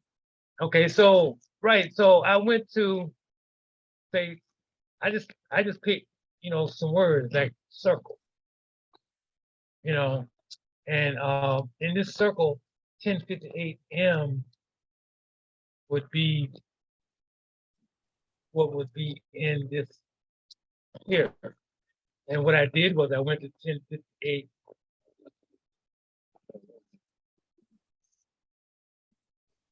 You right there where it's at. You just went past it. Okay. You had it a few minutes ago, but you Yeah, because I was looking at it earlier. Yeah, you was on 1059 and 1058 was above it, but when you hit it, you throwed it out of Wow, I whack. went way off. Yeah. Yeah. Where I'm at now, 1063. Yeah, keep going up. You're almost there. All right, this is where I remember you. I think it's right here because I know it was. There you go. That's it. Okay, but now I'm pretty much stuck there because I just basically just went in and copied this and pasted onto the form. Yeah, But well, you had a good idea, but if you would have dealt with them letters up there individually, right here. yeah, you know what I Yeah, mean? that's what I was thinking. You could have got an even greater measure. So you did it partially, but you just didn't go into the depth of the letters. Right. You just chose 7 words. Right. But with the chart that you got and everything you got, you can still make a comparison. Right. You see what I'm saying? Right. So that's what I'm saying. I figured if I got to this point, then you can take me by the hand, you know what I mean? Show me. Yeah, I mean, well, really, it's just like blow that up. Blow this up. Okay. Yeah, blow that up because it's showing the letters a little small from right now. I can see what it's saying. Blow it all the way up.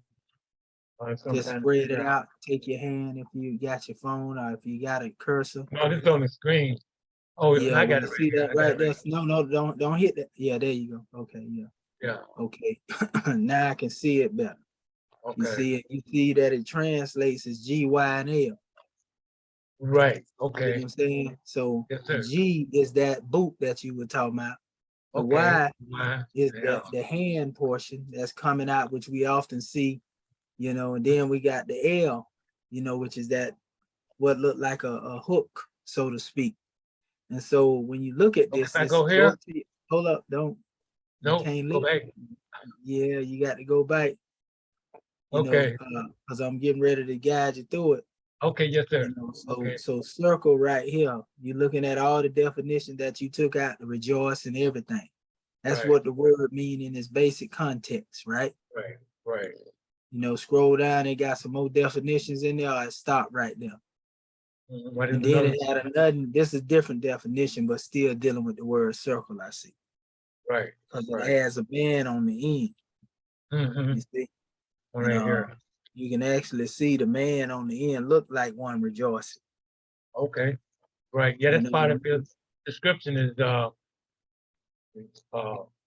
looking towards the sun or whatever and giving praise to the great God. See what I'm saying? There you go. You see what I'm talking about? There you go, right there, the circle. And Everything sir. in creation. See, you gave your metaphysics. Now, Okay. if you go into Mustafa Gadala's book, you know, and Mhm. look up them same letters, all you doing, you become more familiar with what it is that he has brought on the manifest and understand it better by using these measures to go back and forth. You see what Okay. I'm saying? Okay. And so the Now, what? letter G, for example, right? Yes, It sir. represents the generative universal soul. So we can see this in the likeness of dealing with the circle. Yes, You know, sir. as a matter of fact, like our quadratic circle or our circle 7 symbol, any of our ensigns, you know what I mean? Right. And Right. then it goes into certain breakdown. It's a real extensive, but you know, it's mainly Okay. speaking of the divine mind, the first thinker, thought being, you know, everything coming into creation, universal intelligence. Then it goes into the bestower of life, you know, the lady of life, the giver of life. So now I'm seeing this circle synonymous with the womb as well, Yes, you sir. know, as it relates also to the womb of creation. You see what I'm saying? Right. When I Right. say womb of creation, we're talking about everything coming into existence. I'm going off bestower of life, lady of life, and giver of life. You see how I was able to make that connection, right? Right. You Right. know, So it yeah. says, So now I see what you're saying now. Because uh-huh.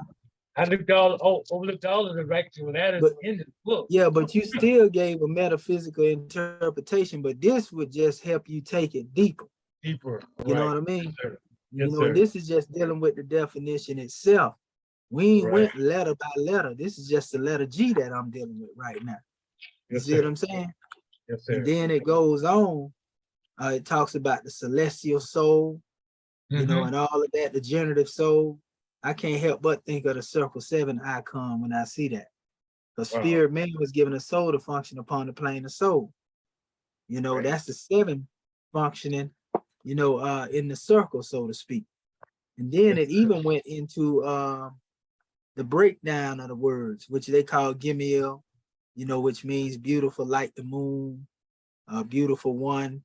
But then when it gets down here, it says to make one of the many, to gather together, you know, Gamla, which means sentence and unity of parts, all this in all encompassing all. That's what a circle is. Wow. You know what I Right. mean? Again, to Right. encompass something. You know, it went into the mountain with the shape of the letter grandfather, ancestor. You know, it also said here, you know, the G had taken the place of Z in the Latin alphabet, and the letter Z in the in the Egyptian parts of ABG, the alphabets is the 7th letter. As shown above, 3 and 7 are perpetual numbers representing the cyclo principle of creation. They go to circle again. You see what I'm saying? Yes, It sir. says Osiris. It was associated with Dionysus and with the idea of resurrection. So then it goes deeper and says it is worth repeating here that there are several aspects to the creation cycle. You know, then it goes into the different aspects of complement do not contradict another. You know, the examples and the roles that they place is just talking about the cycles. Right. Right. So, Right. yeah, that's what it's going into. Divine mind, thinker, also being, intellect, and life. That's the ABG. Yeah. Mhm. So yeah, Yeah. this is it right here, bro. It's definitely dealing with the same definition, and that's just the letter G now. You Right. know, we went to the letter Y, you know, and all the other letters. So you would go basically through each one of these alphabets Mm-hmm. and look them up in Mustafa Gadala's book. You Right. see what Right. I'm saying? Right. So, you know, That's beautiful. Yeah, I had no yeah, idea. well, no, it's all right. It's all right. Yeah, So, yeah. But I appreciate you though, cause I mean, like, I'm ready to throw my hand up. You know what I mean? But you know, we don't do that. But I'm glad you know. I stayed long enough, like they used to say back in the day. Day before the miracle happened. You know what right. Now watch what it says about the Y. It called the Y the universal form. I mean? You see what I'm saying? Yes, sir. So when Yeah. you go into this universal form, it got a lot of breakdown in here, you know, talking about the innate manifesting from the absolute, the 9 nether principles circumscribed about the one. See what I'm saying? They go to circle again. Yes, sir. You know, it's up in there. That's the universal form. It's going into the formation of creative forms. You know, well, that's actually the next letter, par itself. You know, but yeah, that's powerful. Just dealing with that demonstration there. The logarithm of 10 is 1. You know, that's going back to dealing with the cycle as well. And this is corresponding with the 10 here, as you see it in the numerical value. That's why I told you to go there, because it will bring you back here. So Right. yeah, man, you can see the unsealing of the overall plan of creation, you know, and all of these are sphere letters. You know, they represent the conception phase, dealing with the matrix from whence everything comes forth. That's again dealing with the same thing, the universal form of primordial matter. You know, a divine child after 9 spheres, like the human months of a child buried internally in the womb. I just mentioned that. So you can see the connection there as well. You know, but this is just going through the dictionary. And we can do the same thing with the rest of the letters, you know, as we go into the letter L. You know, L deal with the divine commandment. You see what I'm saying? Yes, And the divine commandment goes into so, sir.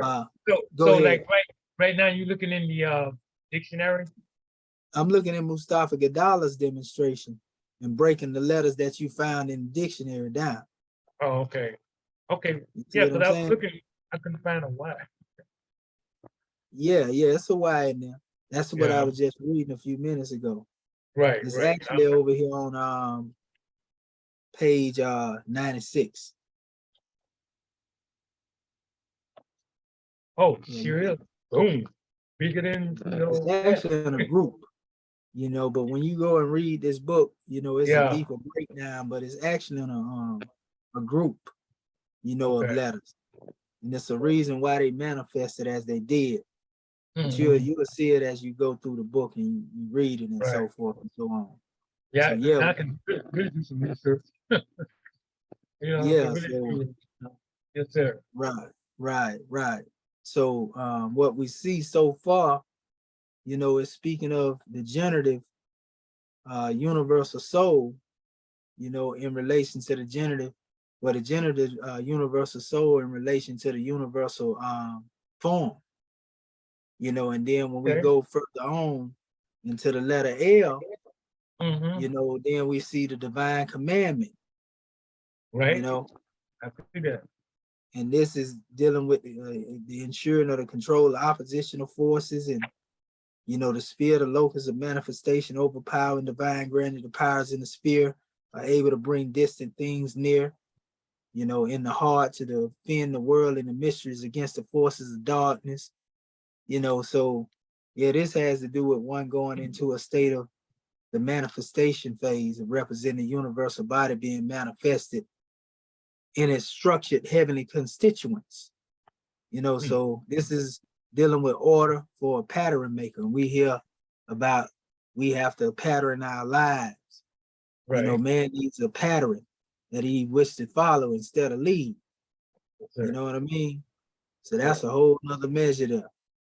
So Right. yeah, when you get into all of these demonstrations here, and that's just dealing with the first definition you have right up there dealing with circle, you know, Right. we can see that. You know, we see the rejoicing expression right there. That's a whole nother measure. But yeah, you could go back and use your alphabetical chart and then you compare by comparison and you know what's being said. You Yes, know, and the sir. last one is actually they got one with the hair there, you know. So you would go also into the definition, you know, of what the hair represents. And that's Okay. actually Right. that's the 5th letter, you know, the divine infusion. That's where you bring everything together. You know what I mean? That's the rejoicing, you know, and it gives a whole bunch of knowledge on that right there because it talks about actually it goes into the aspects, meaning the creator. It says creator in relation to what is below it, you know, the accounts for creation, becoming the event, you know, in the event, in the becomings that we are put here to give reverence to the creator, praise the creator, You know, so that's why it says here in the fifth letter, from the divine essence, comes from the essence of the created universe, comes worship. And so that's synonymous with that one standing there with the hands up in reverence. You know what I mean? We've seen our children demonstrate that numerous times in the photo, you know, where he has his hands raised, which is a symbol also of Ka, you know, in ancient Kemet, or Shu, dealing with holy breath. You know what I mean? So these letters definitely coincide. You know, these alphabets definitely coincide with each and every one of these measures here. You know, so that's a grand draw in there, because we see the expression of the circle 7 and man himself as the 7 in the center, being encircled by what I would say is justice, mercy, love, and right. You know, here now you cherubim, you seraphim, you all this demonstration, you know, just like it said, the in there is surrounding the one in creation, you know, same thing, bro. So you got anything else you bringing forth? I just wanted to add on to that, because you say take you by the hand.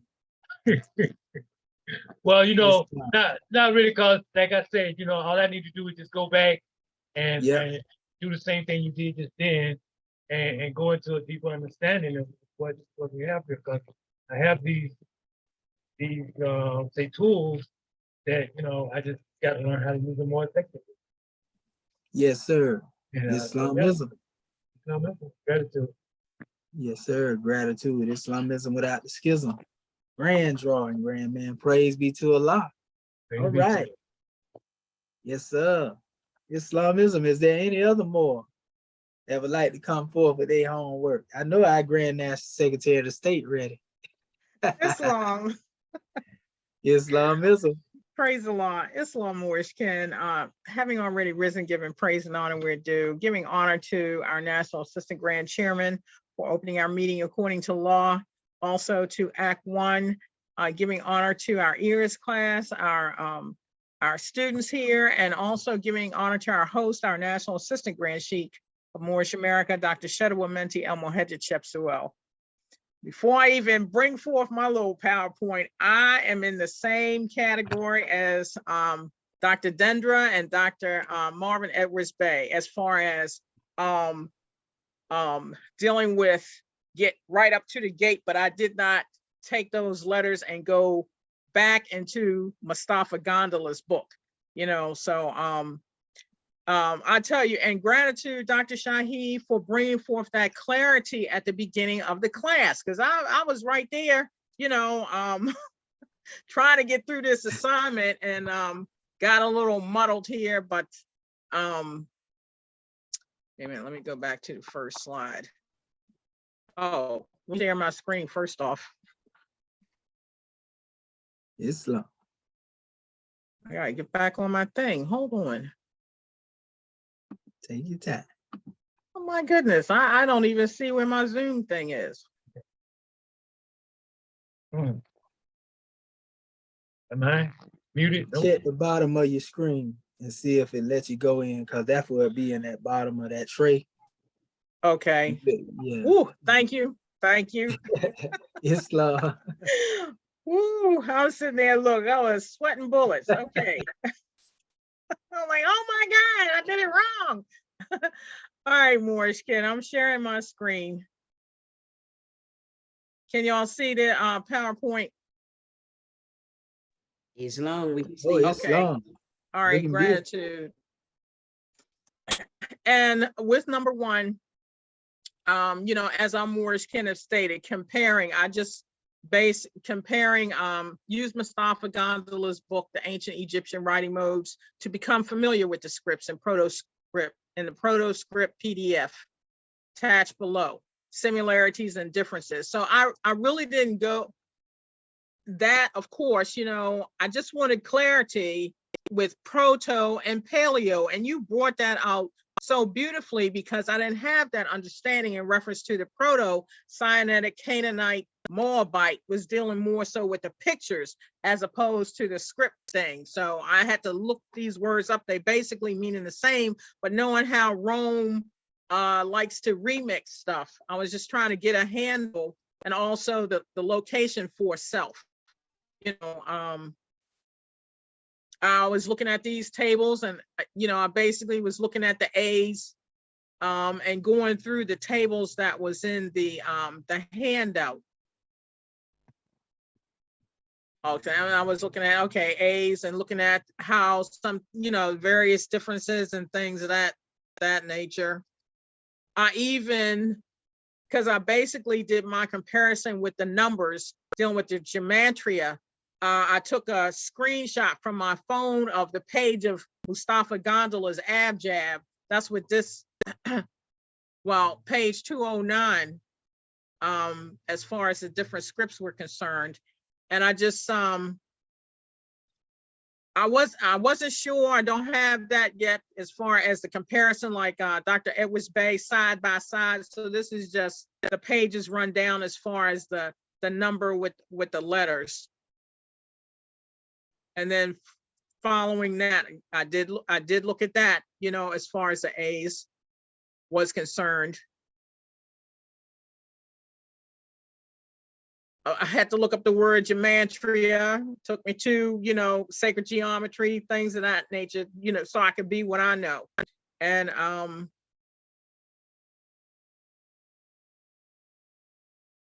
that was just giving various examples that also took me to Elohim, I'm like, good gracious. So this is the abjab that I pulled forth. Again, it's not a side by side, but from that biblical Hebrew chart. But in essence, what I looked at was the numbers were basically in accord. So that was the main measure as far as 1 and 2 are concerned. This is just the abjab going all the way through. Wait a minute.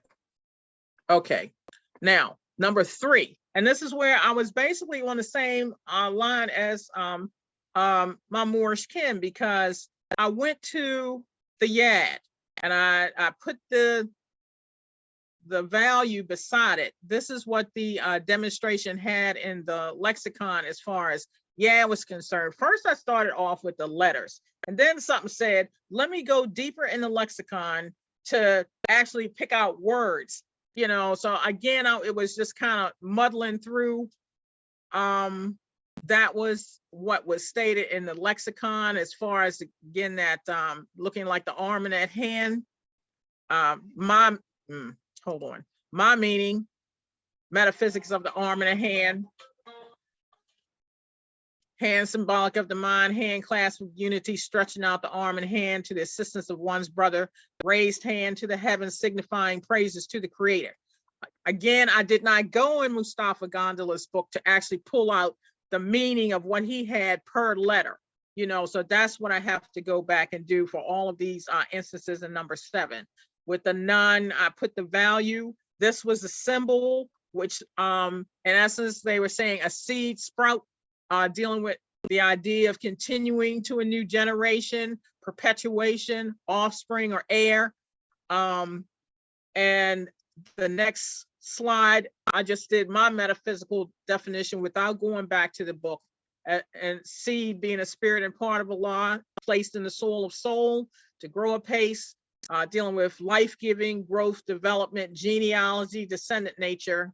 You are today what your forefathers were yesterday, and out from your Sunday school comes the goddess of the nation. So definitely have to go back on that one.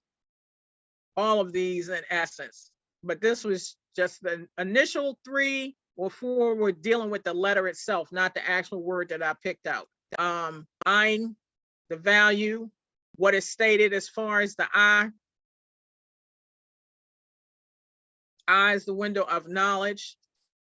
My metaphysical degree, the creator, the all-seeing eye, omniscient, wisdom, window of the soul, prophecy, clarity, foresight, vision, intuition, and telepathy. RGD. Now this is where I pulled out the words R200, G3, and D4. Now this had fury, trembling, shaking, and things of that nature. I definitely would have benefited going back to the book for the individual letters and pulling it together. But I'm metaphysically dealing with consumed in naught, lower self, devil within, worry, unrest, misery, and death, state of unconsciousness, anxiety, and disappointment in another's garden and in one's passions or feelings. The next one I pulled out coming from page 368 of the lexicon, MSR, the values of the MS and the R. Their definition was to commit or deliver. And there's the symbols that it had for that. As far as my metaphysical, turning to Allah, faithful, steadfast, one-pointedness, resolution, self-mastery, fruition, dealing with the third step on the master's carpet when man and Allah are one. And the next one, MNAH. All of these came from that same page 368, I believe.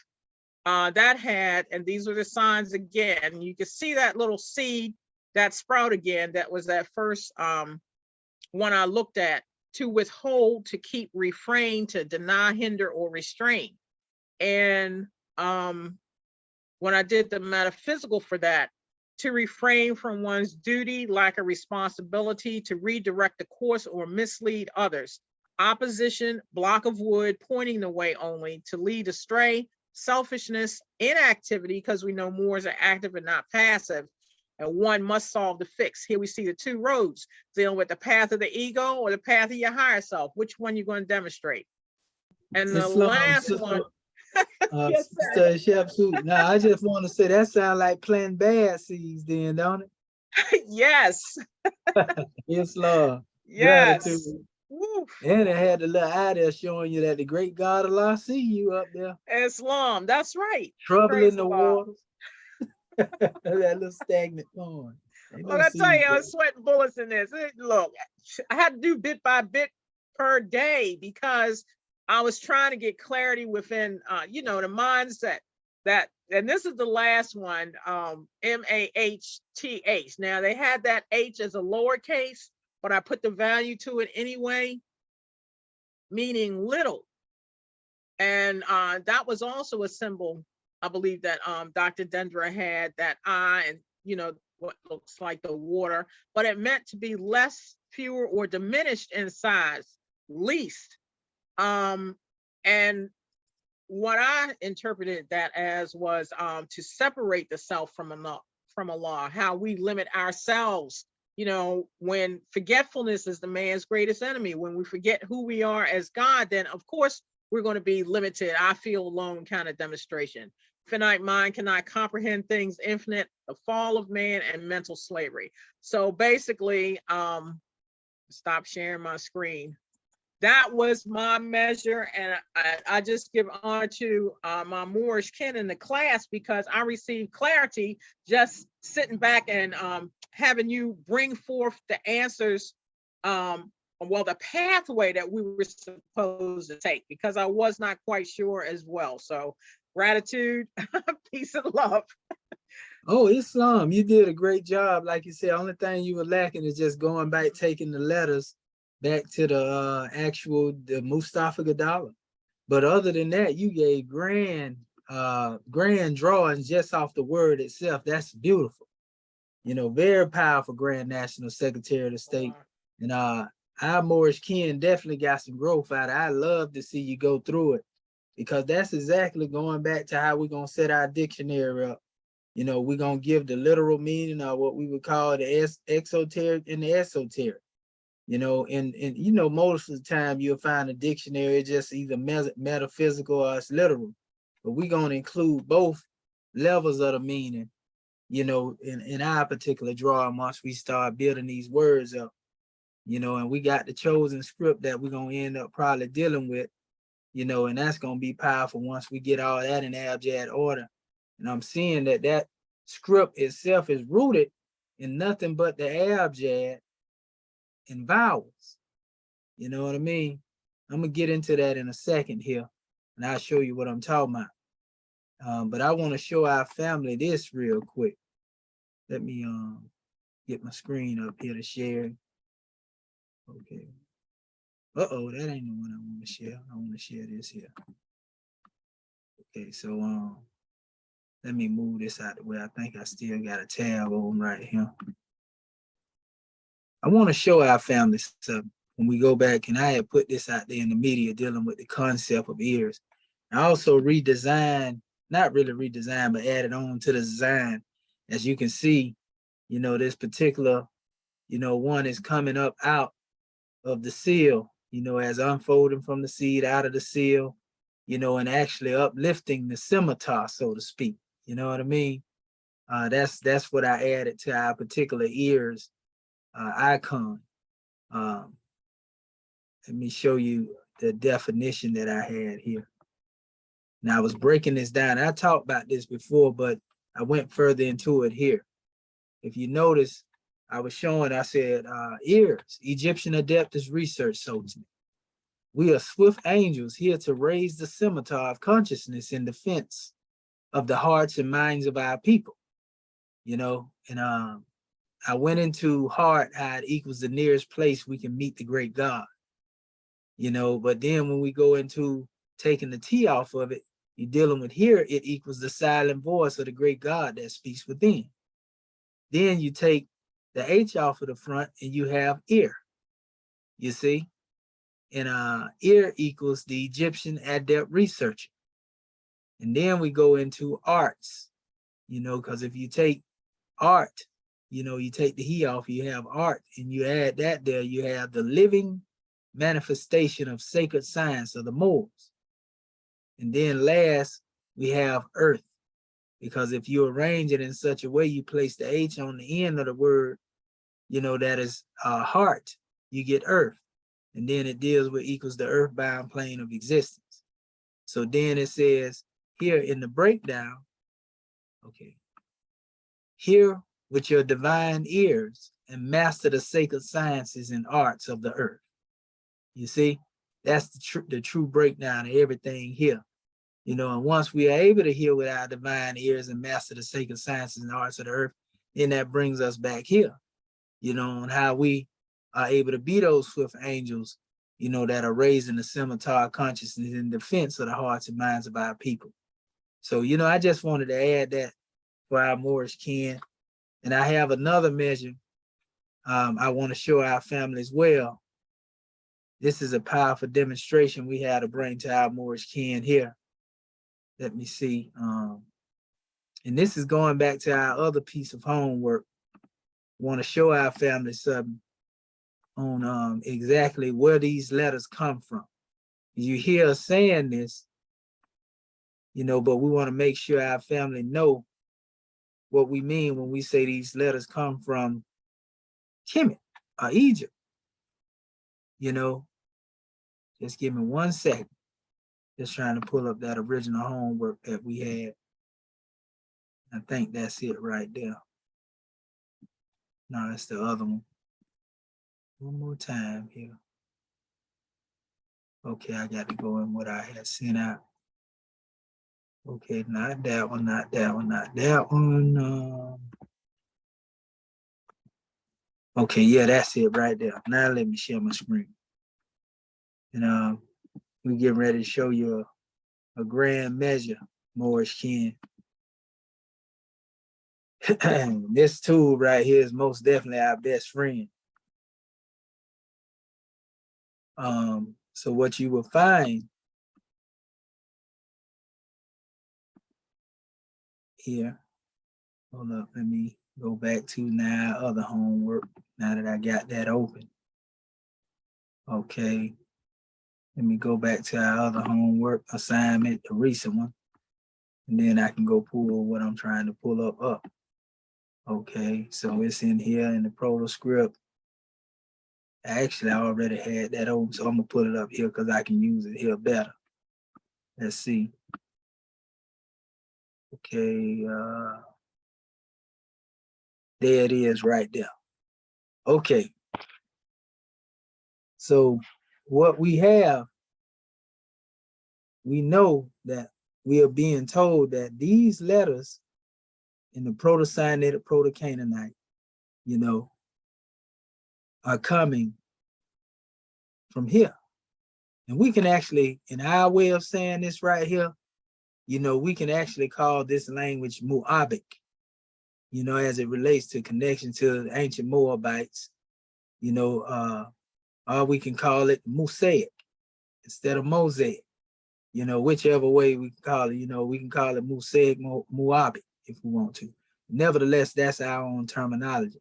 But I want to show you how these letters here in the Proto-Sinaitic, Proto-Canaanite, you know, the Moabite script actually derives from certain hieroglyphs. Now, what you see over here is a difference in the breakdown, because these are the values the European have placed on these letters according to what they like to call hieroglyphics here that they created here on the side of these pictures. So now what we're going to see is the same tool that we have. The same tool that we have here. We're going to type in F1 because F1 is right here. See the F1 right there next to the head? You know, our tool that we use in the hieratic is actually useful in actually dealing with, you know, confirming these letters. So look at what we have here when we pull up the word. So you can see where this alphabet was adopted by, you know, the ancient Canaanites and Moabites from this particular pictorial expression. You know, these are symbols, and it probably had more to do with them recognizing what was being venerated at that particular time. Nevertheless, you see here, you see the head, you know, then you see how they try to compare this right here to the hieratic, but we ain't got to get into even that. You know, that's a powerful measure anyway. We'll get into that at another time. But again, see, this is the same thing, the head. You know, and these are the only things they give here, but they actually do have also on the side of it, definition. So you see the word ka. You see? Now ka would take you somewhere else, you know, but we'll go back to the other measure. And I want to go into the ka as it relates to the PowerPoint presentation. And this is it right here.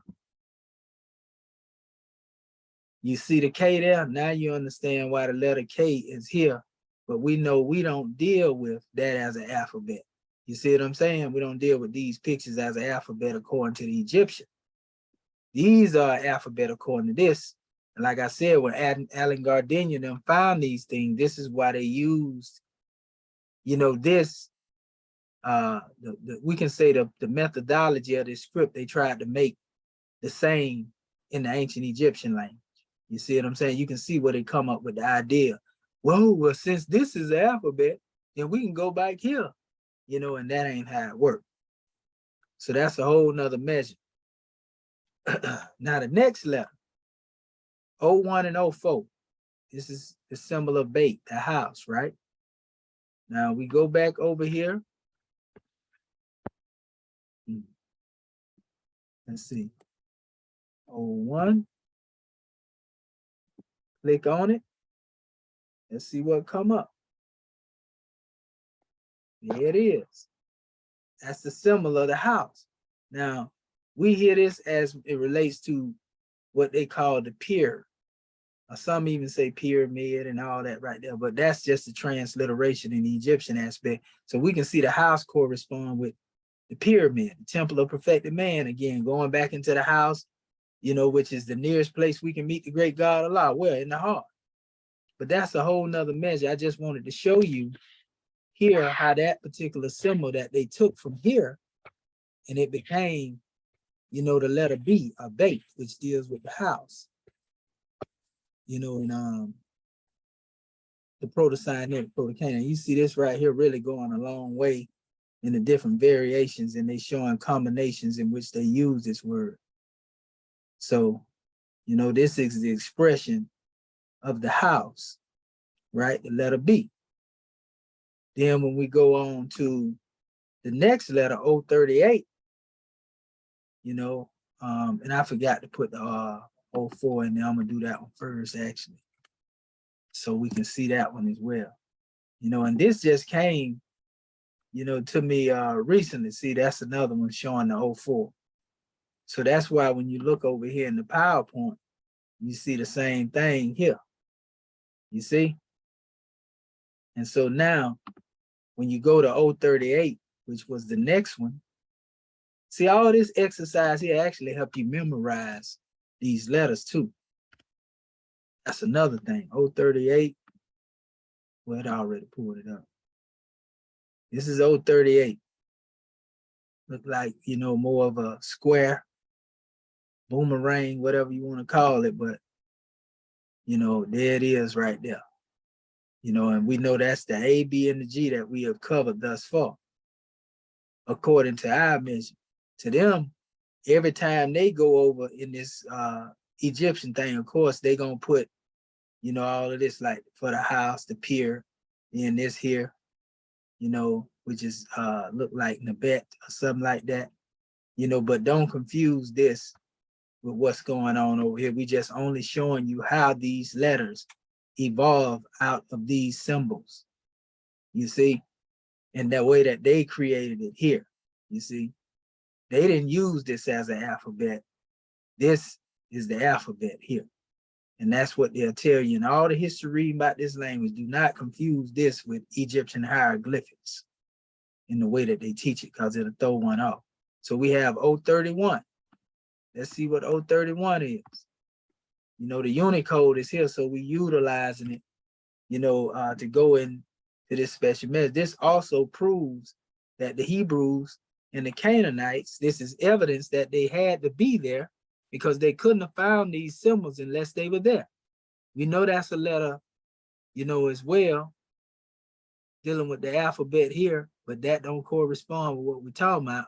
We're mainly just looking at this symbol, you know, and it's giving you dynasties that is dealing with dynasty 3, dynasty 18, you know, dynasty 25, you know, that's all good to have a knowledge of as well, you know, if one chose to put that in the order.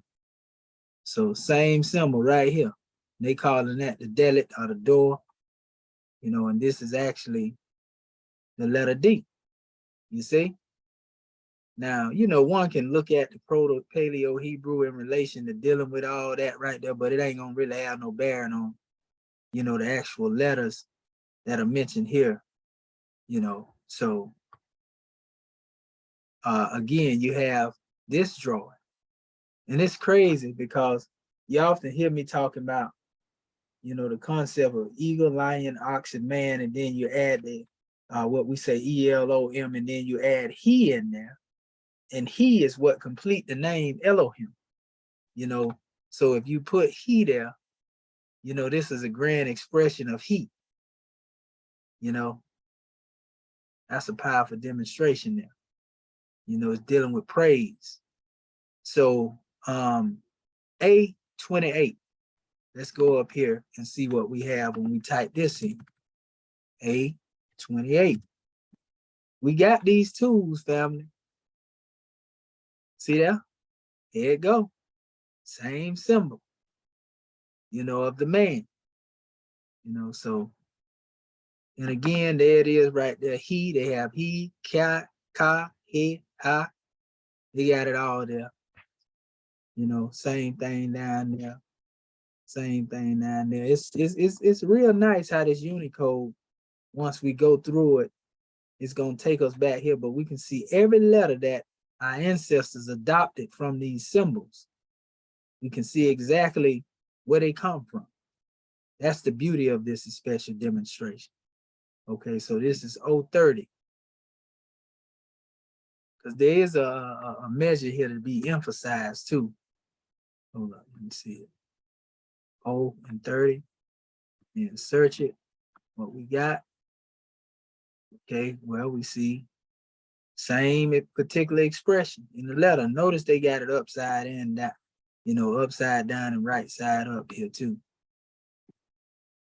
Now, here you have it. Now here, you can see this is more corresponding with this, but we see, you know, the connection as well, you know, but nevertheless, this particular letter here, you will see this letter in some charts, even though you don't see it right here. You know, so it's all on who brought the chart together. There's a lot of these modern charts. Islam, brother. Yes, sir. While we are looking at this chart right here, these numbers, like you see, Sinai 92, and those numbers up over here, well, what is that? Is that in the Gardenia or another? That you'll find that dealing with this particular script, and we actually got stuff we sent out to the Moors that deal with that. You know what I mean?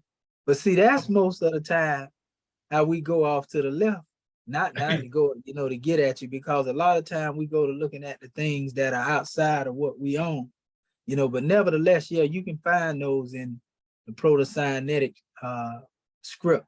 You know, you look them up, they out there. You know, this is their particular own codes as well.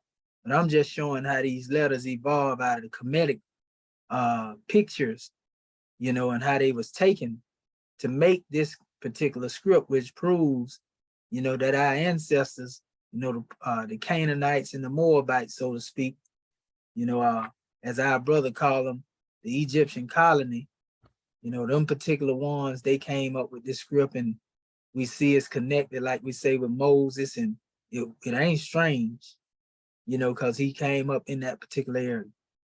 So, yeah, brother, you can look that up, you know, as you look up different measures. It's out there. Islam. So what we were looking at is actually a script. What you mean is actually a script? So it's pictorial. No, that's why you keep hearing me say, if you listen to me, this is a written script. This is not intended to be a written script. Right. I wasn't talking about that. This was adopted from these. I'm showing you where they come from. Go ahead, brother. Okay, so that was adopted from. In other words, the ancestors took signs and made alphabets out of this. And I'm saying this is why the Europeans tried to come up with the concept of this being that. Okay. You see, these are just understood on the metaphysical level. Okay. As we just, you see what I'm saying? Yes, sir. Yeah, these are understood just metaphysics. They symbols. All you got to do is study the symbol, see what it is, and then, but let's see what the use of this particular symbol is in creation. You know, but what I'm saying is that, you know, it would tell you in the history of this script, if you read in the lexicon, you read the PDFs that I sent out with this, it'll tell you that don't confuse this script with the hieroglyphics itself, because they only took symbols out of this to make up their script. You see what I'm saying? And more of all, it was just compared, you know, by the letters that they have. This Paleo Hebrew that they have and put on the side of it, that actually existed, you know, before this particular measure. But that's a whole nother measure. You know, we got charts to show you that. You know, this thing here go all the way back to KEMET, which is why you're going to see we're going to end up using this in relation to dealing with creating our language. So this, again, when you look up the history of Proto-Sinaitic, Proto-Canaanite, they will always tell you don't confuse it with the hieroglyphics. You see what I'm saying? Islam, yeah. So like, I mean, like in a week, I don't think I could have read that. Oh, I probably could have, but it seemed like it was overwhelming. You said what, my brother?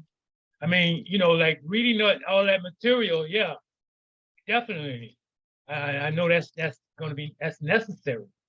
But I'm saying in the time that we had this information, could it be expected that we would have known all it? You know, No, brother, I'm not saying that at all. I'm just telling you now the meaning of everything, brother. You know, yes, like I said, a lot of that stuff you didn't have to really do but browse through it. And you can find it, you know, in the PDF if that was the case. But in that time, you know, I could read it in that time, you know, but I don't expect nobody else to be able to read it because I speed read. You know what I mean? I can go through a book. I can go through a book like in probably about, you know, the course of maybe an hour, a whole book, and speed read through that book. Well, that's what I'm saying. But that come with practice though, and time. And then what you realize, brother, after you read so much, you start seeing the same thing. Right. You know, because it's You've been only doing so it for much 30 years. Yes, sir. Yes, sir. And that's so, So, but it's only so much information out there. And when right. you begin to read on particular subject matters, Yes, like sir. you said, that's what it go back to too. I've been doing it for 30 years till 4 sir. and 5 o'clock in the morning consistently. Right. You know, getting a little rest here and there. But But that's you know, like that's why I that's like can 100 years, cousin. You know what I mean? 12 hours and 14 hours. Yeah, I understand. I yeah, mean, you know, I was going inspiration. real hard with a lot of this stuff because I really wanted to know, you know what I mean? And Well, that's mainly what we got to get. well, you Yes, know, I was mainly motivated by trying to show our people though, you yes, know, sir. wanting to Exactly. get them to see the things that unite us. Right. That's what, you know how the prophet said, the same truth that drew you drive you, Right. Yes, sir. you know, and that's what caused me to be in that measure. So I can take a PDF and I can go straight through it and browse it. I go back and read the whole thing at another time. But in Mhm. most cases, I go to seeing it and I say, oh, I already read that in this book. And so I know Okay. I ain't got to read the whole PDF. You see what I'm saying? Right. Right. Right. That's how I do it. That's why you see me with all this information. You know, I Yes, sir. had to look it up to be able to put it together like this here. You know what I mean? Right. It Absolutely. definitely didn't fall out the sky. so so it's a tedious process for me. Sometimes I Yo, might be up guy, all day. it came out. You It came out the cloud of sky in your head. You know what I mean? know? Up in that realm. Yes, Yes, sir. Lord. I appreciate Praise you. be to Allah. Well, you know what heaven is. It ain't Yes, hard to sir. find for sure. That's right. So yes, sir. So yeah, Yeah. you know, that's basically what I was trying to show, you know, the relation of how this thing deals with our Unicode measures that we was teaching, like the D13 here. If you go up here, because all of us got this tool, and practice make perfect. You know what I mean? The more you repetition, that's why we use the hammer of repetition. Beat the truth and make it a part of every part. So you see the same symbols here. You see they got the INH, so of course you know that INH is right there. You know, but we ain't worrying about this here because we know that this is the Europeans' expression of this, you know, but in all actuality, what we see is the origins of these words. Like it says Sinai, meaning when they put Sinai here, these things are connect to the actual fragments. A lot of times this connect to more than just Unicode, it actually connect to different artifacts. I'm gonna give you a prime example because in most cases, let me see something. Let's see. Uh-oh.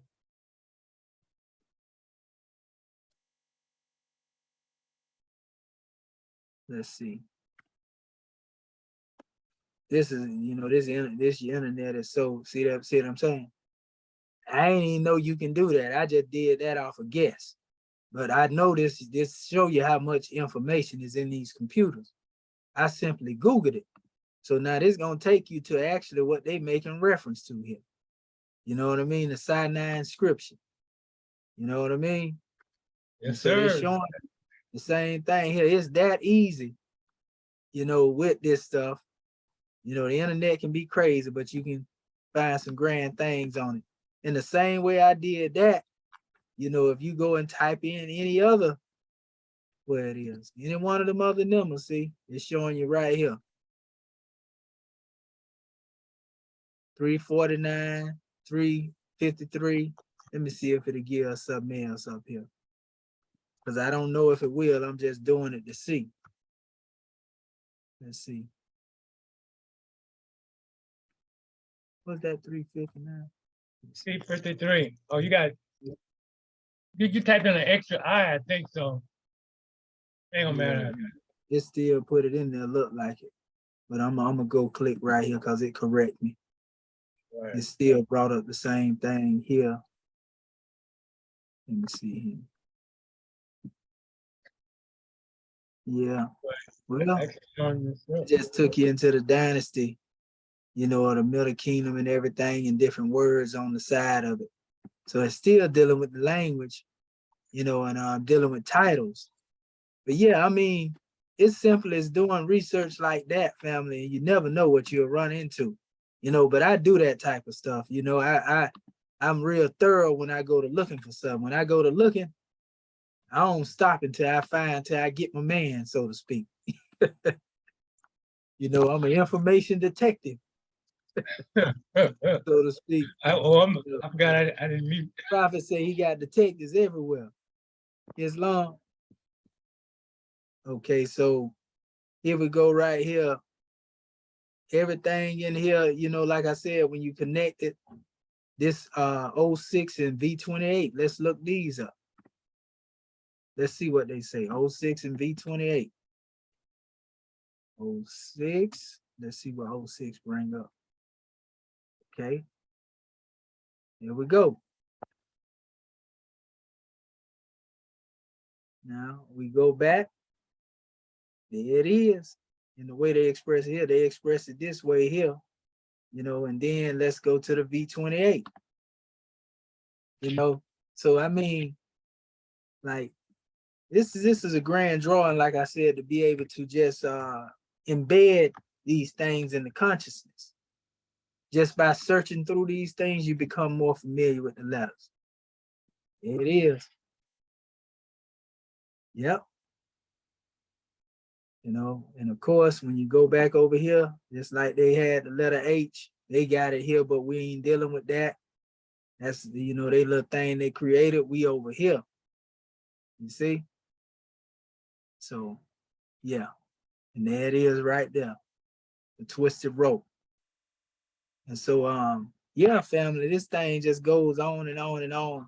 And you can do your research through here and find all of these things. So I just wanted to show our family that, you know, and there are a lot more measures that we had to bring on the manifest, you know. So that being said, family, it's just a grand drawing, you know, to build with our family. Everybody did a good job. You know, all y'all pretty much did the right thing. You know, you just, y'all stopped at a particular point, you know what I mean? And nothing was wrong with that. And ones definitely still was able to give the measure out of where they were. So that's a powerful draw in the in and of itself.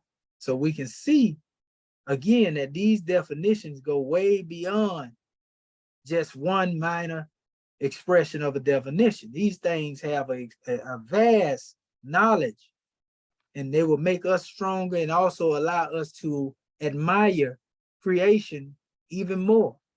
You know, admire the book of creation or the book of the universe even more. Because again, that's real metaneta at the end of the day. And that's why I said Joseph was able to be an interpreter of dreams, you know, and he was given that name, Zephaniah Paneth. You know, people hear me talk about that. I want to show you something on why it's necessary to emphasize that. Let me see. Let's see.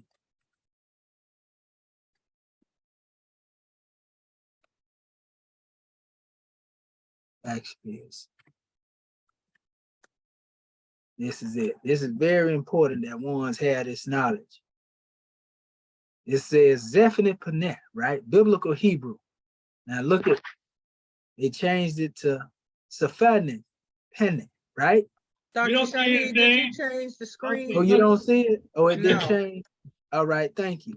So I already know sometime it do that to us. Thank y'all for letting me know more, Stem. But there it is right there, right? This is just going straight to the wiki on it. You know, it says Zephaniah Paneth, right? Then it goes into the biblical Hebrew. Then they go into telling you this is a name given by Pharaoh to Joseph, right? In Genesis, you see, and it goes to the scripture where he gave him this name, right? And if you go here, it gives some grand detail on this here, right? It tells you everything about Joseph and why one should have the knowledge that they have of him, you know, and how I always like to use Joseph as an example, you know, of the grand man, you know, and especially when it comes to the vision that he tried to bring to the brothers, you know, and one see that vision and feel threatened by the vision and don't comprehend the vision and think they working against the cause. The next thing you know, they further in the cause. So, he said here unto Joseph, I'm Pharaoh. He said, and without thee shall no man lift up his hand or his foot in all the land of Egypt. He's basically giving him power and authority. And Pharaoh called Joseph's name Zephaniah-Paneah, and he gave him to wife Asenath, the daughter of Potiphar, the priest of On. That's the city of Heliopolis. And Joseph went out over the land of Egypt. You know what I mean? And it says, and Joseph was 30 years old when he stood before Pharaoh, king of Egypt. And Joseph went out from the presence of Pharaoh and went through the land of Egypt. You see, 7 years of plenty in the earth he brought forth in heaps. But it goes into everything. It talk about his seed, his firstborn, Manasseh, Ephraim, and Manasseh. People don't know the tribe of these seeds that come forth from him, actually can be traced to the lineage of the Moabites. I did this research 30 years ago, basically, in confinement. I traced, the tribes of the Moabite tribes all the way back up here, and they were linked, with Joseph and his seeds all the way back up to Ruth. You know what I mean? So, yeah, this thing is powerful. Joseph, go ahead, brother. So Joseph, is that Yusuf? Yeah. That's what it says in Arabic, Asaph, which is more of the Kemetic aspect. Right, because the reason why I asked, because there's a lot of different names. I mean, I know we see Jesus and we know that he's Yehoshua, we changed the whole name though. But because we often say that J wasn't even around at that time. Yeah. That's neither here nor there. We just giving a measure to our family, No need for me to really go into being too technical. I'm really referring to that name Zephaniah-Paneah right now. Right. That's the emphasis that we want to deal with. And that name, Zephaniah-Paneah, the importance of that is understanding the real meaning behind it, is what I want to get at, what it really means. Now watch what it says. It says, and they speaking of what they call the Targum Uncleos, right? And this is a Jewish or Aramaic Targum or translation of the Torah. It said it gives the meaning of the name, the man to whom mysteries are revealed. I want you to keep that particular measure in mind. One who reveals mysteries, finder of mysteries. You see, it also goes into those in the translation, the expounder of secrets. See, that's why we say the difference between an Egyptian adept and an Egyptian shrine is the Egyptian adept is a revealer of the light. They reveal the teachings that was held as secret. This is why Prophet Noble Ali said he came to take the secrets, the cover off all secret organizations. You see what I'm saying? So I'm showing you the definition of this name and the most powerful expression I'm gonna give you in a second. But it says, also in the Coptic, it signifies reveal of secrets. What secrets are revealed, the man to whom secrets are revealed. So this whole demonstration here, dealing with Zephaniah-Paneah, we can find that he is a revealer of the light, as our chapters tell us, you see? And they went into breaking it down, trying to find out the origins of it, and they was connecting it, to this particular expression. God speaks and he lives. So in order for one to be a revealer of the secrets, one has to listen to the speech of the silent voice that speak within. And that's the real expression of being able to interpret Medu. And this is why I was saying Joseph being able to interpret the visions that he was able to do. This is more akin to being able to interpret something metaphysically. Because when you speak metaphysically, you often uncover the secrets behind a thing, So even in the Grand Quran, as I was stating last night, the great God Allah tell you how he speaks to man. By revealing things, he speaks from behind a veil, meaning that there's a truth veiled in everything in creation. This is how you read the book of creation. So it went on to speak on, they trying to speak after the decipher of the hieroglyphics. Egyptologists have interpreted the final element of Net and Anke contained in the Egyptian word NH, which is life. Remember, the transliteration ain't really at all, never connected to these symbols, because these words are mostly hieratic and demotic, you know, so don't get thrown off by the symbols that are there. You know, we can always isolate the word itself or the transliteration from the symbol. So nevertheless, it speaks on again, it said George Stenoff offered the full construction of this measure of breaking it down as the God speaks and he lives, you know. And so they even went into superior nata youth anha, you know, same thing. This is all dealing with one being able to listen to the silent voice that speak within and then bring a measure to the manifest.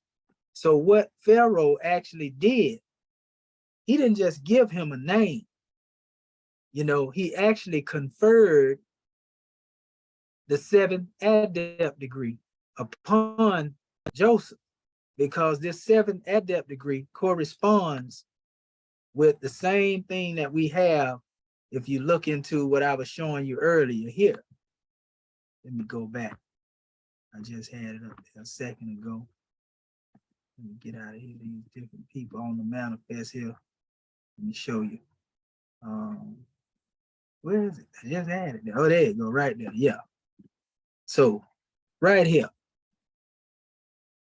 when you look up here and you see it, let me blow it up. Safek Pekaru, which is dealing with the 7th adept degree, which means actually, you know, Safek is 7, Pekaru deals with the cycle out of circle. You see?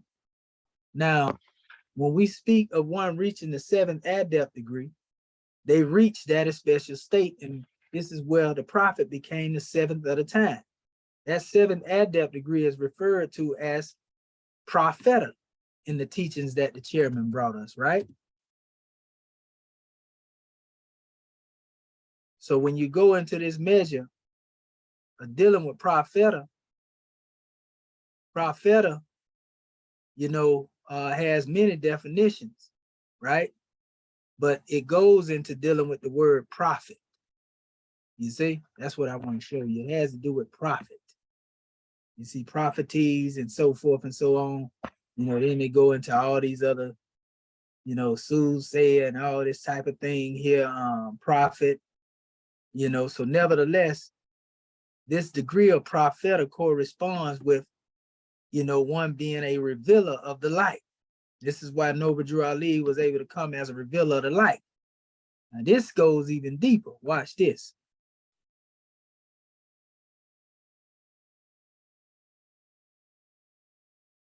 All right, so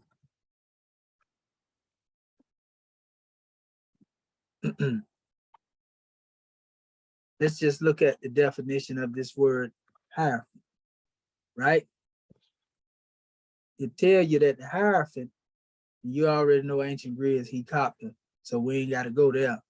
It says, is a person who brings religious congregants into the presence of that which is deemed holy, right? It says, as such, a hierophant is an interpreter of sacred mysteries and arcane principles. You see? So when you look up that definition of dealing with the hierophant, and there are other definitions of hierophant that goes even deeper than that. It says it here. If you look, and I ain't even got to click on that. A person, especially a priest, and they use the term in ancient Greece, who interprets sacred mysteries or esoteric principles, right? And we know where they got that concept from. It comes from KEMET, because everybody that's supposed to be so-called quote unquote Greeks, you know, are in all actuality of the Hecopter, the originals.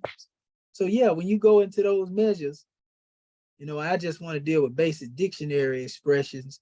They are going into these different drawings. They talk about the mysteries of Eleusis, where they created their different stuff from. So what I'm saying is the difference between, you know, a hierophant, You know, in Shriner, a Mason is that a Hierophant is a revealer of the light, you know, and the other one is a concealer of the light. You see? And so this is what Joseph, Yusuf, Asaph, because they also use that name as well.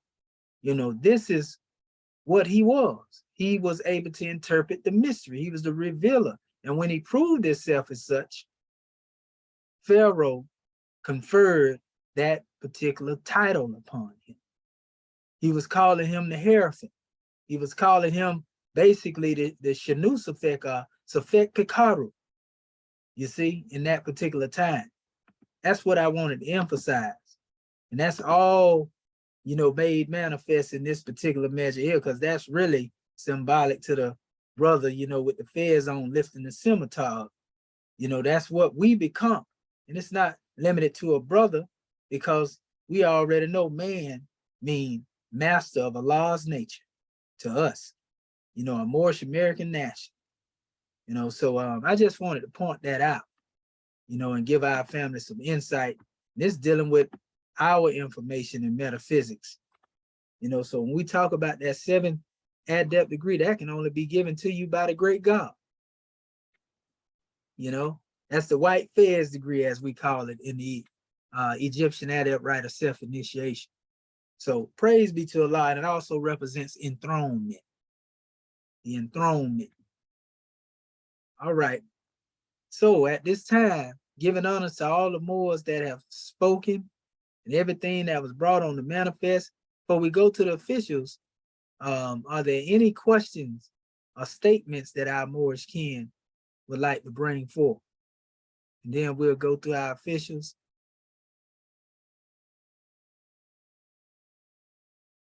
Okay, all is well. Well, all right. We're going to call forth then our Grand National Secretary of the State, Sister Shepsut Rakat Maad and Putu to come and back. You got the flow, goddess and queen, Islam. Islam, gratitude, Islam Moorish kin, having already risen and given praise and honor where due. This has been a grand class as always. I want to give you much honor, Dr. Shahid, for continuing to connect the dots, continuing to deal with repetition, continuing to bring forth these special measures so that we're hammering it in, you know, so it becomes a part and a parcel. I'm just grateful, honored, glad to be here, you know, counting my blessings, you know, and just saying, I cannot wait to go back and correct, and we'll add to. Now I have a better understanding of going letter by letter in Mustafa Gondola's book, you know, and just gratitude more for the blessings that you brought forth. I'm just humbled and I'm honored. So I just gratitude to all of my Moorish kin, because each and every one of us brings a key. And had it not been for the questions and the answers, you know, we wouldn't have received this special revelations. So gratitude more for calling me forth. Much peace and love to all of my Moorish kin. Islam. And Islamism, gratitude, Grand National Secretary of the State, for all that you do. You know, and yeah, that's what we're doing. We just trying to show our family the reality of what the prophet brought us, ain't just some stuff made up. You know, it's there. And ones can find it. All they got to do is do the research, you know, and then when you get out there, because you got to be what you know now. You know what I mean? Because it's always somebody out there, like I said, when it comes to the Moors in general, you know, everybody can get away with saying anything they want to say, but when it comes to us, we got to prove what we say. And I ain't got no problem with showing and proving, you know, but after you showed and proved and one still want to wallow in that demonstration, you know what you got to do. You got to shake your foot off, as they call it, shake the dust off your foot, keep it moving. Islam. Praise be to the great God of Allah. Islamism without the schism. Goodness gracious. All right. So, well, we see our national grand sheik is on the manifest. Brothers of rappers, we done seen that head, that strength, and that vitality. Oh man, it's all up in there again. Islam, men, where? Islam. can you hear me? Oh, we hear you loud and clear with divine ears. That's me. Ears. Islam. Praise Allah. The ears are listening, and we are truly impressed with the consistent elevation of righteousness and truth being displayed right before our very eyes, even though or even if we fully grasp the significance of the importance of those things and issues that are being brought before us here in the years. But we give our honors to you, Sheikh, for being persistent and consistent, and those who grasp the importance and significance of what's being displayed here. We give honors to you. And this, we say, one said, well, there's only a few that are on this program. It ain't strange that it's only a few. That's all it's supposed to be. That's why you think the sheep called it ears. For your ears only. It's not for everybody's ears. And so this is what I'm just so impressed at this the high level of dissemination of giving us this charge, these marching orders on a day that unfolds from infinity. Because you was talking about earlier about that word, you know, the word is just not out there. The word is out there. See, and in that context, it can be called up and being utilized. And this is why one say, well, I'm the one with the word. Well, then you know what the Hierophant is talking about. Because he's the one with the seal of the prophet in the context of bringing one on the manifest to bring forth the ancient Egyptian mandate of use in the context of our language, the language that had been stolen from us by other nations. And now we have one who has been prepared in due season to bring this back to us. And it may not be comprehensible, but being caught up with the Roman structure of significance or insignificance and dilute one's purity with the corruption that they brought us into this manifest, and just because the babies or the elders of the babies may not be able to comprehend what's being disseminated, she don't stop. Keep going. Keep growing. All keep going, because it is telling me that these ears are for us. And so what that means is that there's only a few that can hear the word and be the word. Not only be the word, but see the word. And this is why it was called, and what it is called, interning. And so I'm so amazed and honored to be a part of the structure that has been brought on the manifest by Allah, the prophet, and our ancestors, because there's nothing new under the sun. And Chief, we just honor you for being, like I say, not only persistent but consistent. And those that that grasp the importance of it, or if they didn't grasp the importance of it, the fact that they stayed there until they got it. And this is where we're saying it ain't for everybody. And so, but we see the grand body being on the manifest. And these ones here, they call them electrified elves. And they call them the Bay Moles. And the ones that demonstrate the phantoms of the ancient past and how one rolled down into the kingdom comes. That's why they say that will be done on earth as it is in heaven. The laws of the universe is here on the manifest sheet, and I sure appreciate being a participant, active witness to the law's grand, unchanging hand. Praise the Lord. Thank you.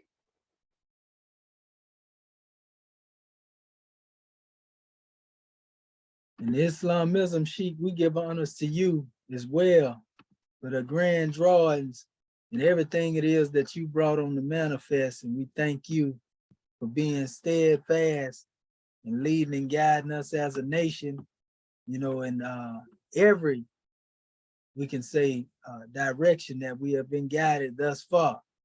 You know, though the hand is unseen, we know that the hand is most definitely symbolic to the mind.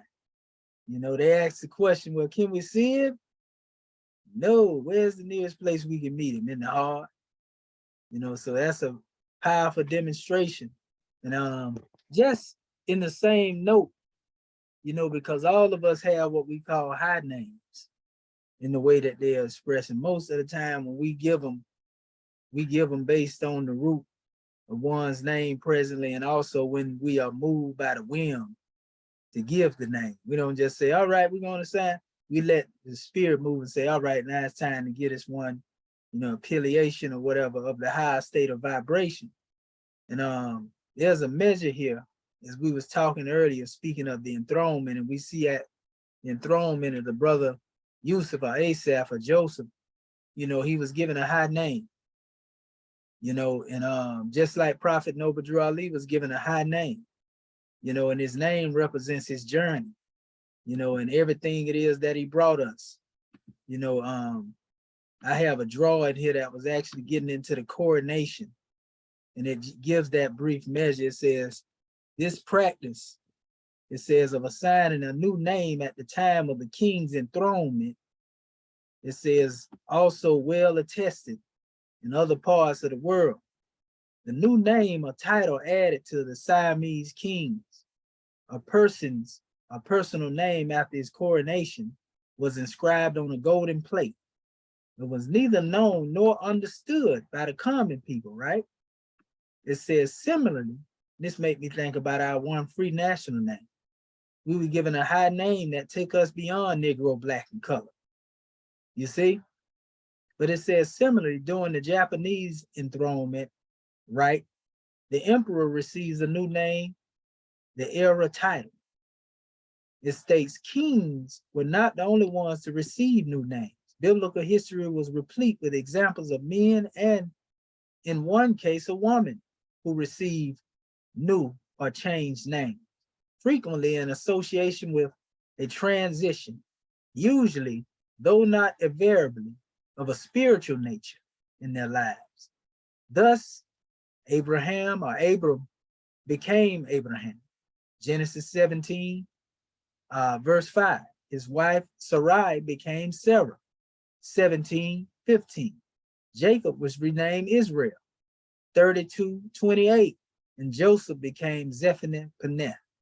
41 and 45, you know, in Genesis.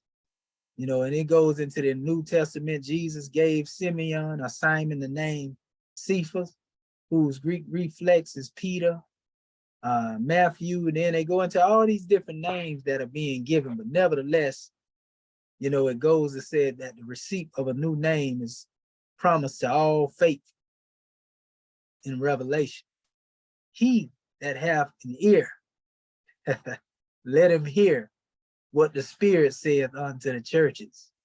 You know, all our people that still there, prophets say some of the best more are still over there. You know, so they need to hear these messages that we bring. You know, he says, to him that overcometh will I give to eat of the hidden manna. All those things that have been kept secret, that we keep sacred. One's gonna be able to see these things as we bring them to the manifest, because we taking the cover off of all of that, like the prophet did. And will give him a white stone. It says, and in the stone a new name written, which no man knoweth, saveth he that receiveth. Now, a lot of people don't know, you know, that there's symbology in relation to the concept of the white stone. It actually has to do with what we call the pineal gland, you know, where we deal with the seat of the third eye, as we call it, ajna chakra, and so forth and so on. You know, they talk about the calcification of that. When that becomes calcified, it makes hard for people to understand anything. I'm talking about literally where they don't know no better. I'm talking about our people who can't get these lessons that we have here, that refuse to come into what it is we demonstrate. And like the Sheikh said, it's only a few of us here that have the ears to hear.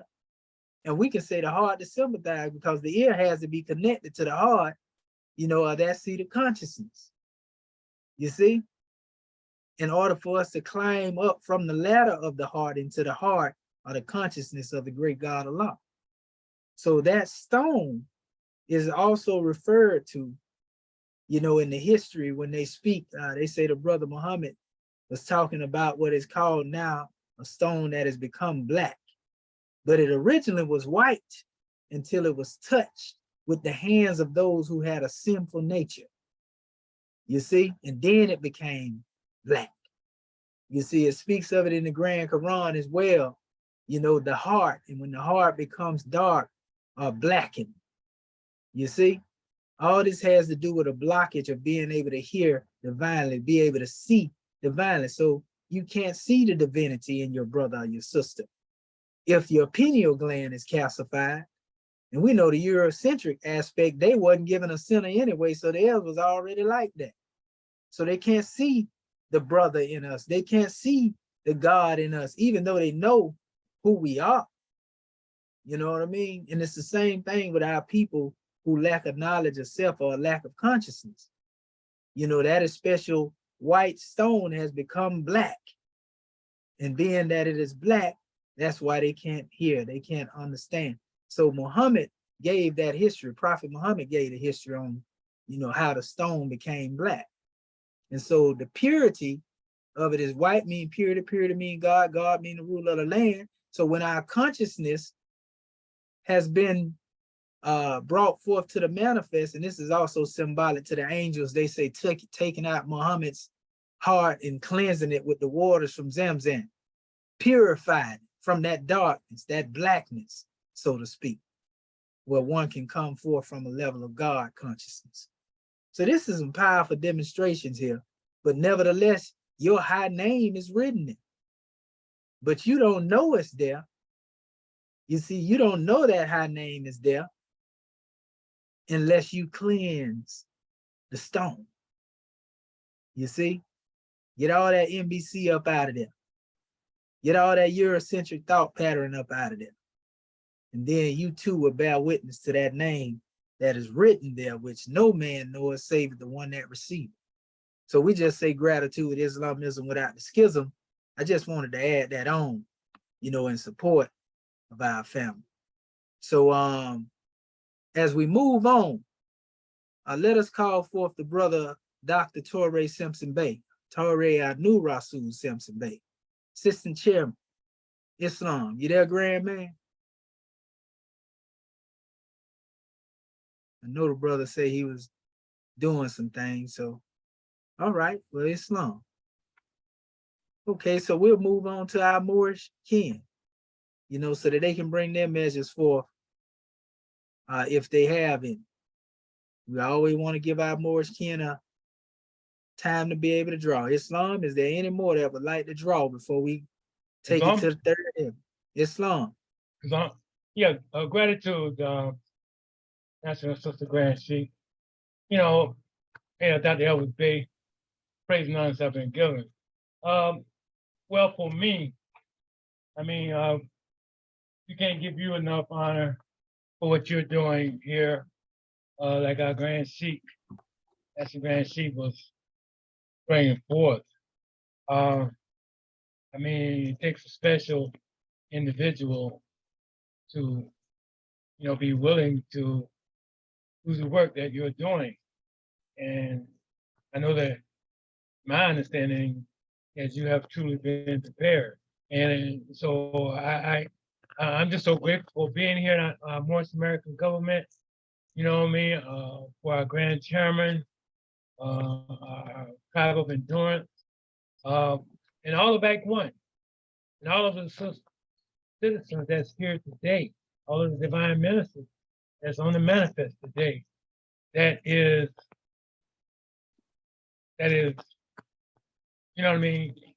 making it possible for us to do what we need to do in our Morris American government.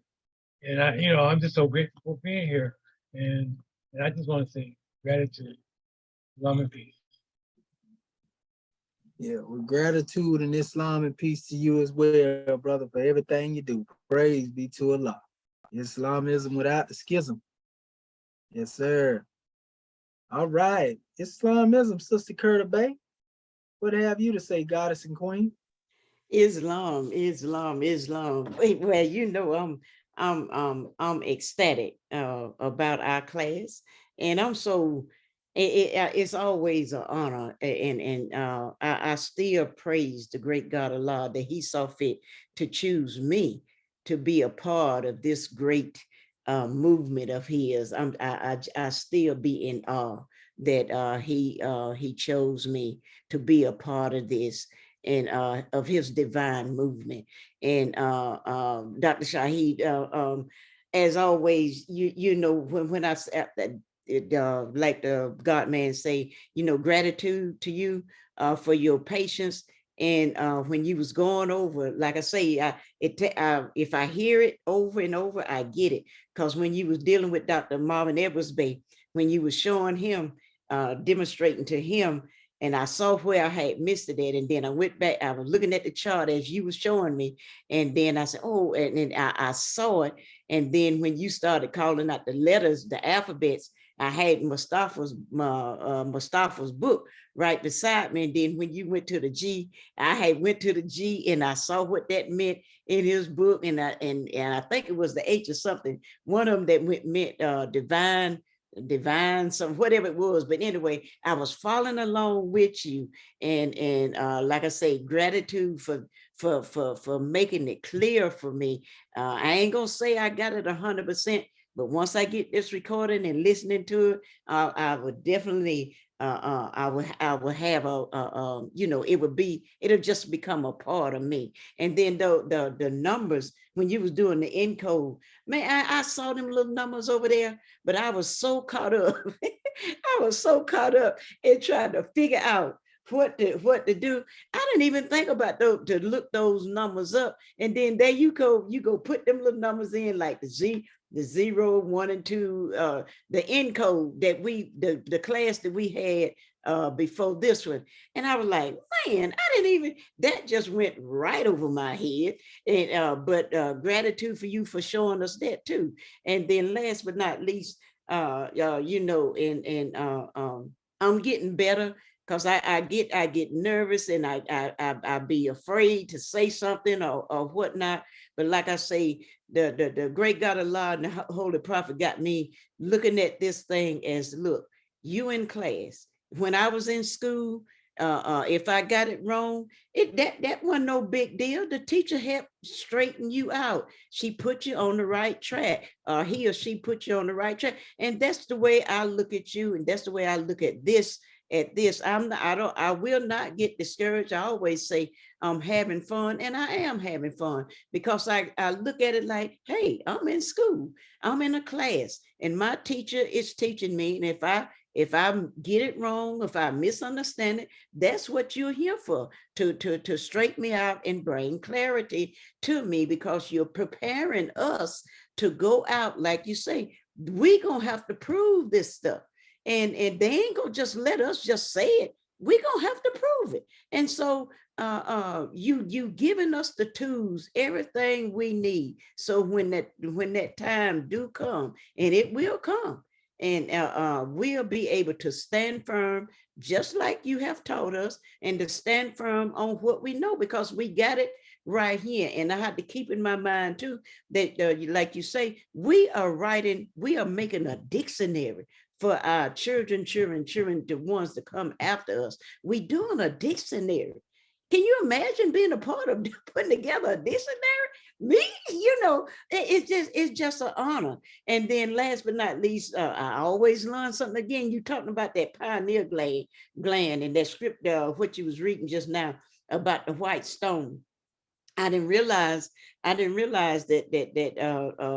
when the pineal gland is calcified, that's why our Moorish kin basically kind of like go into the bestiality state, and then it made me think about in the Piscean area too, when I believe it was in the Paul was talking about our consciousness, be like our consciousness is seared with an iron or something, and then God was going to turn us over to a reprobate mind.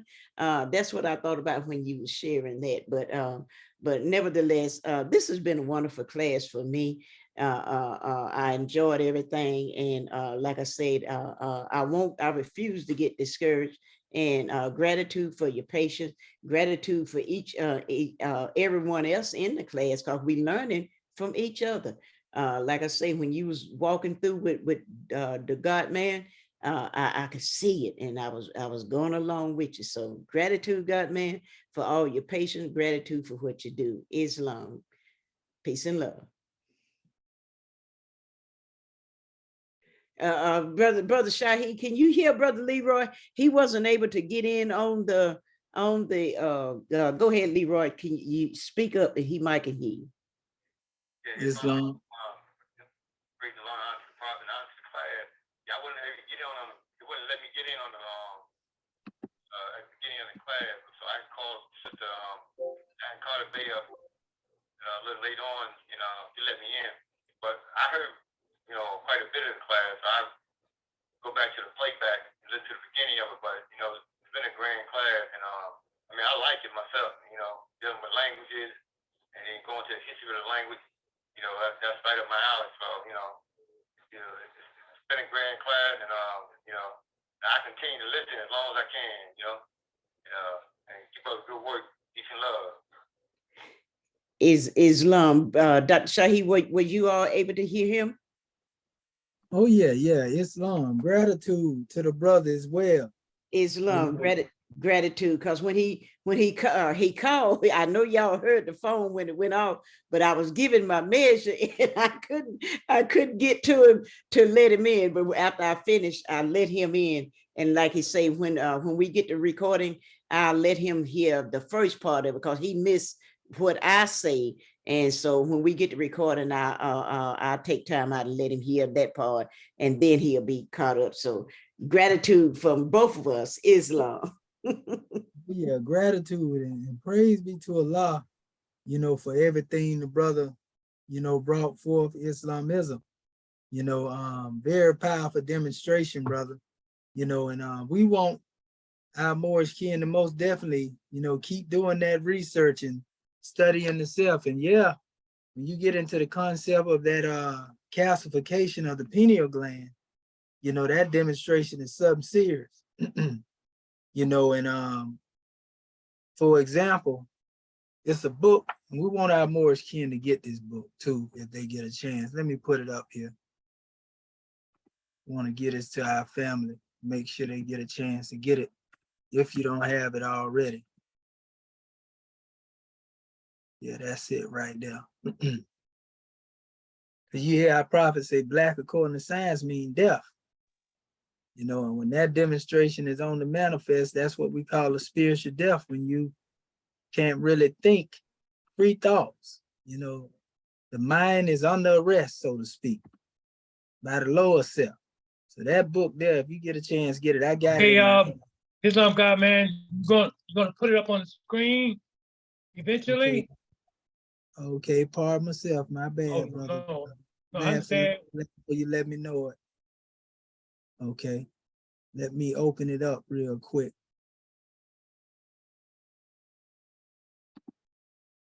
All right. So anyway, Moors, here's the book. It's called Alchemia, the mystical Islamic essence of the sacred art of alchemy. And I've been giving the Moors this drawing for years. You know, this ain't the first time I mentioned it. Some Moors may have bought it already.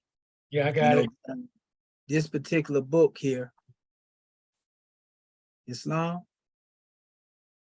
Okay, yeah, this particular book here is going into the aspect of certain history. So when we go here on page 70, there's a measure, it mentions whiteness, you know, and it says whiteness represents the integrity achieved through complete attention to God and severance from what is other than God, right? So this is telling you that whatever, when you home in your attention, your divine intention and attention to God, then you're in a pure state of mind. But if you can't do that, then your mind has become covered with darkness or blackness and so forth and so on. And so there's a breakdown here, and this is what we're going to close out with. Well, we was just speaking on the difference between, you know, that white stone concept, you know, as opposed to where one's mind becomes darkened and blackened with that NBC thought pattern. You know, it said in the Hadith, in this page 54, it says that the tradition tells us that the holy stone was brought to Abraham by an angel from the nearby hill in Abu Qabais, where it had been preserved since the reaching of the earth from its heavenly origin. In a hadith of the prophet, it states it descended from paradise whiter than milk, but the sins of the sons of Adam made it black. You see? So that's that. If that don't make it clean and pure to you, what black according to science mean death is. Watch what it say now. It says, although the sons of Adam may be interpreted, included in all of humankind, indeed, the immediate sons of Cain, a name which means draw itself, implying a selfish nature, while Abel can be interpreted as breath, the animating breath of God, which is selfishly desired by the material nature and is essential to its being. These spiritual children of the union of man, fire, and the woman, water, initially become the earth in midst of air and merciful rain and grace in perfect balance. The philosopher's stone, which is living, flexible, clear, knitted white as snow, hot, humid, airy, vaporous, and digested. You know, I like the way they compare this to breath. So the white stone is synonymous with holy breath. And we know that if we can connect to dealing with the third eye, the all-seeing eye, third heaven, you know, holy breath is the only thing that can get you there. But it says the earthly material side of Cain selfishly desires what he sees in his brother Abel's airy spiritual nature. The self, right? So this is the lower self that becomes jealous of being in the presence of the higher self, right?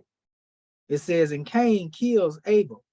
And as a result, the holy stone is fixed in the material world and becomes black, right? Black, according to science, means death. So the material nature smothers out the spiritual nature, or snuffs it out, so to speak, as they would say. It says, in alchemia, the latter is simply absorbed by the former, resulting in all material phenomena. That means one can't think spiritually no more. They can only see things from the material standpoint. It says the overwhelming spiritual nature of a meditating body, a katub, and katub is the pole of the earth for those who may not know what that means. It says such as Abu Maidan initiates once again the whitening of the stone. So when you go into meditation, they're saying you can reinitiate, you can purify your heart and mind, basically. You see, You remember the prophet tell us to purify our heart and mind with love and the body with water. See, all that come up into this special demonstration. Water is synonymous with knowledge as well. So it says, it initiates once again the whitening of the stone. After the material nature in whoever comes across the ketub passes through the dark night of the soul, a living death of the selfishness that is darker than darkness, black of blacks. This negredo phase in alchemia produces then a starry phase.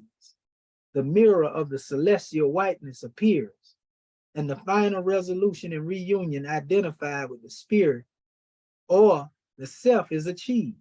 One then becomes as solid and unshakable as a stone. In another tradition, the Kaaba is said to have been built from celestial rubies, signifying the red sulfur and transmitting power, or the stone that evolves the base into the golden or the spiritual nature.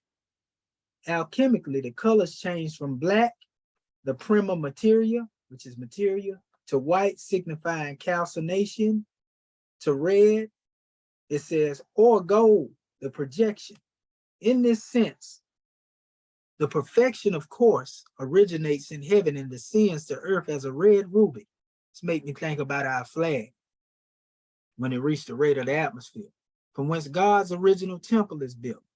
Due to the proximity of the material or earthly nature of mankind, in time it turns white, then black, and reversing the alchemical process. It is left up to the art of the alchemist to initiate the process of return, or toba, which is a term that means repentance. So toba, which means to turn from your ways, so to speak. You know, this repentance has to do with one reversing the process of the stone coming from white into black. You reverse it and go back into the original state, go back to the source. So perhaps if even Abu Madan indeed possessed the transforming power as the stone, it follows that his student, Ibn Arabi, who was well respected by all of the world of Islam, a mystic, was able to become, through the grace of the Sheikh, or Sheikh, the red sulfur, or Kibrit, Ahmar, the end of the work, the perfect man of God. You know, so it says, in the Kitab Manzil al-Kutub, a book of spiritual dwelling of the pole, Ibn Arabi enumerates the qualities of the Kutub, or the pole, dealing with the center, right? The pole is both the center of the circle of the universe and its circumference. He is the mirror of God. So the one that comes on the manifest as the pole represents God in the manifest. So our prophet is the pole, or the Kutub, in which we deal with, right? Prophet Noble Drew Ali. It says, he is the mirror of God and the pivot of the world. God is perpetually epiphanized to him. He is located in Mecca. Now we know true Mecca is really above the neck. It says, whatever place he happens to be in bodily. So even though he may be somewhere, he's still in Mecca in his consciousness. You see, because Mecca is above the neck, right? It says, when a pole is enthroned at the level of Kutubiyya, we was talking about that enthronement a few minutes ago. That's why we say one truth never contradicts another truth, if it's the truth, right? It says all beings, animal or vegetable, make covenant with him. So there's a covenant that is made with creation with this particular Kutub of the universe, just as a covenant was made with our holy prophet during his time and being on the manifest. And that covenant extends on to us now because he's still working from the plane of the soul. At the height of the pole, same place where you see that scimitar rotate, you know, around that star, as they call it. They like to call it the star of Venus, but that's our expression. It said, this explains the story about the man who saw the huge snake that God had placed around Mount Quaff, which encircles the world. The head and the tail of the snake, this snake meets. We've seen that actually in the symbol of the star with the scimitar, and then you have the serpent going around it. That's the way they do it in India. That's their particular measure called the party. So it says, the head and the tail of this snake meet, and the man greeted the snake. That's also dealing with Kundalini too. It says, the man greeted the snake, who returned his greeting and then asked him about Sheikh Abu Maidan, who lived in Beja, the Maghreb. You know, so this sheikh was from Morocco, Mauritania. And the man said, how do you come to know Abu Maidan? And the snake answered, is there anyone on earth who does not know him? You know what I mean? So again, and this is what we close out. It goes into chapter 336 of Ibn Arabi's monumental work of the Futat al-Makkiyah, or Revelations of Mecca, as given over the entirety of this universal pact of allegiance. When the pole, it says, and it states that all spirits all participate in it. Each asks the Ketub a question inspired by God and receives an answer not previously known. So this is like one going through the areas, and they'll be in question along the way, just like Muhammad himself, when he was initiated through the 7 degrees, he was asked questions at each level that he went through. You know, and man, it's just a powerful measure. It continues to go on and talk about the mount, the divine apex, divine infinity, and alchemy as it relates to the Emerald Tablet of Tehuti. You know, so this is a powerful book, family, you know, dealing with the mystical essence of the sacred art of alchemy. And this is the true teaching, you know, that gives one the draw in relation to Islamism, or what we call the uniting of the Quran of Mecca through the teachings and interpretations of ancient Egypt. You know, so we give honors to Mustafa Gadala as well, because he most definitely demonstrate that work. You know, so Islam, family, I just wanted to give that to our family because it went right in line with the subject matter, and it's always good to give our family extra blessing in the lesson. So gratitude, more Islamism without the schism. May we look to the pole within and rotate, you know, around this special law, the 7th of the time. Goodness gracious. Islam. All right, Sister Curta Bay. All right, Islam. January 15, 1929, a warning from the prophet to be read at every meeting. I hereby inform all citizens that they must end all radical agitating speeches while at work, in their homes, or on the streets. We are for peace and not destruction. Stop flashing your cards at Europeans. It causes confusion. Remember, your card is for your salvation. Failure to obey these orders will be a severe consequence. We are for love, truth, peace, freedom, and justice. And when these principles are violated, justice must then take its course. Any citizen or group of citizens who hold malicious feelings toward the government or the prophet, or violate the divine covenant of the Moorish movement, will receive their reward from Allah for their unjust deeds. All true Moors will and must obey the law as laid down to them by their prophet. If they lose confidence in their prophet, they should turn in their card and button, cease wearing their turban and fez, and return to the state where I, the prophet, found you. This is a holy and divine movement founded by the prophet Noble Jew Ali. And if the prophet is not right, the government is not right. The prophet, therefore, is sending out the divine plea to all Moorish Americans that they do their part in protecting their prophet and the government. This is an everlasting movement founded by the prophet through the will of Allah to redeem his people from their sinful ways by the order of Prophet Noble Jew Ali. A holy covenant of the Asiatic nations. Ye are the children of one father, provided for by his care, and the breast of one mother have given you suck. Let the bonds of affection therefore unite thee with thy brothers, that peace and happiness may dwell in thy father's house. And when ye separate in the world, remember the relation that bindeth you to love and unity, and prefer not a stranger before thy own blood. If thy brother is in adversity, assist him. If thy sister is in trouble, forsake her not. So shall the fortunes of thy father contribute to the support of his whole race, and his care be continued to you all, in your love to each other. Islam, Islam, Islam. This meeting is officially adjourned according to Act 2. Go in peace, Moors. Islam. Gratitude. Great class. Great class. Great class. Gratitude. Grand class. Yes. Praise yes. Allah. Praise Allah. Islamism. Ears. In class. Yes. Islam. Love you, Love Lord. y'all. Yeah, love you more. Love you, Moors.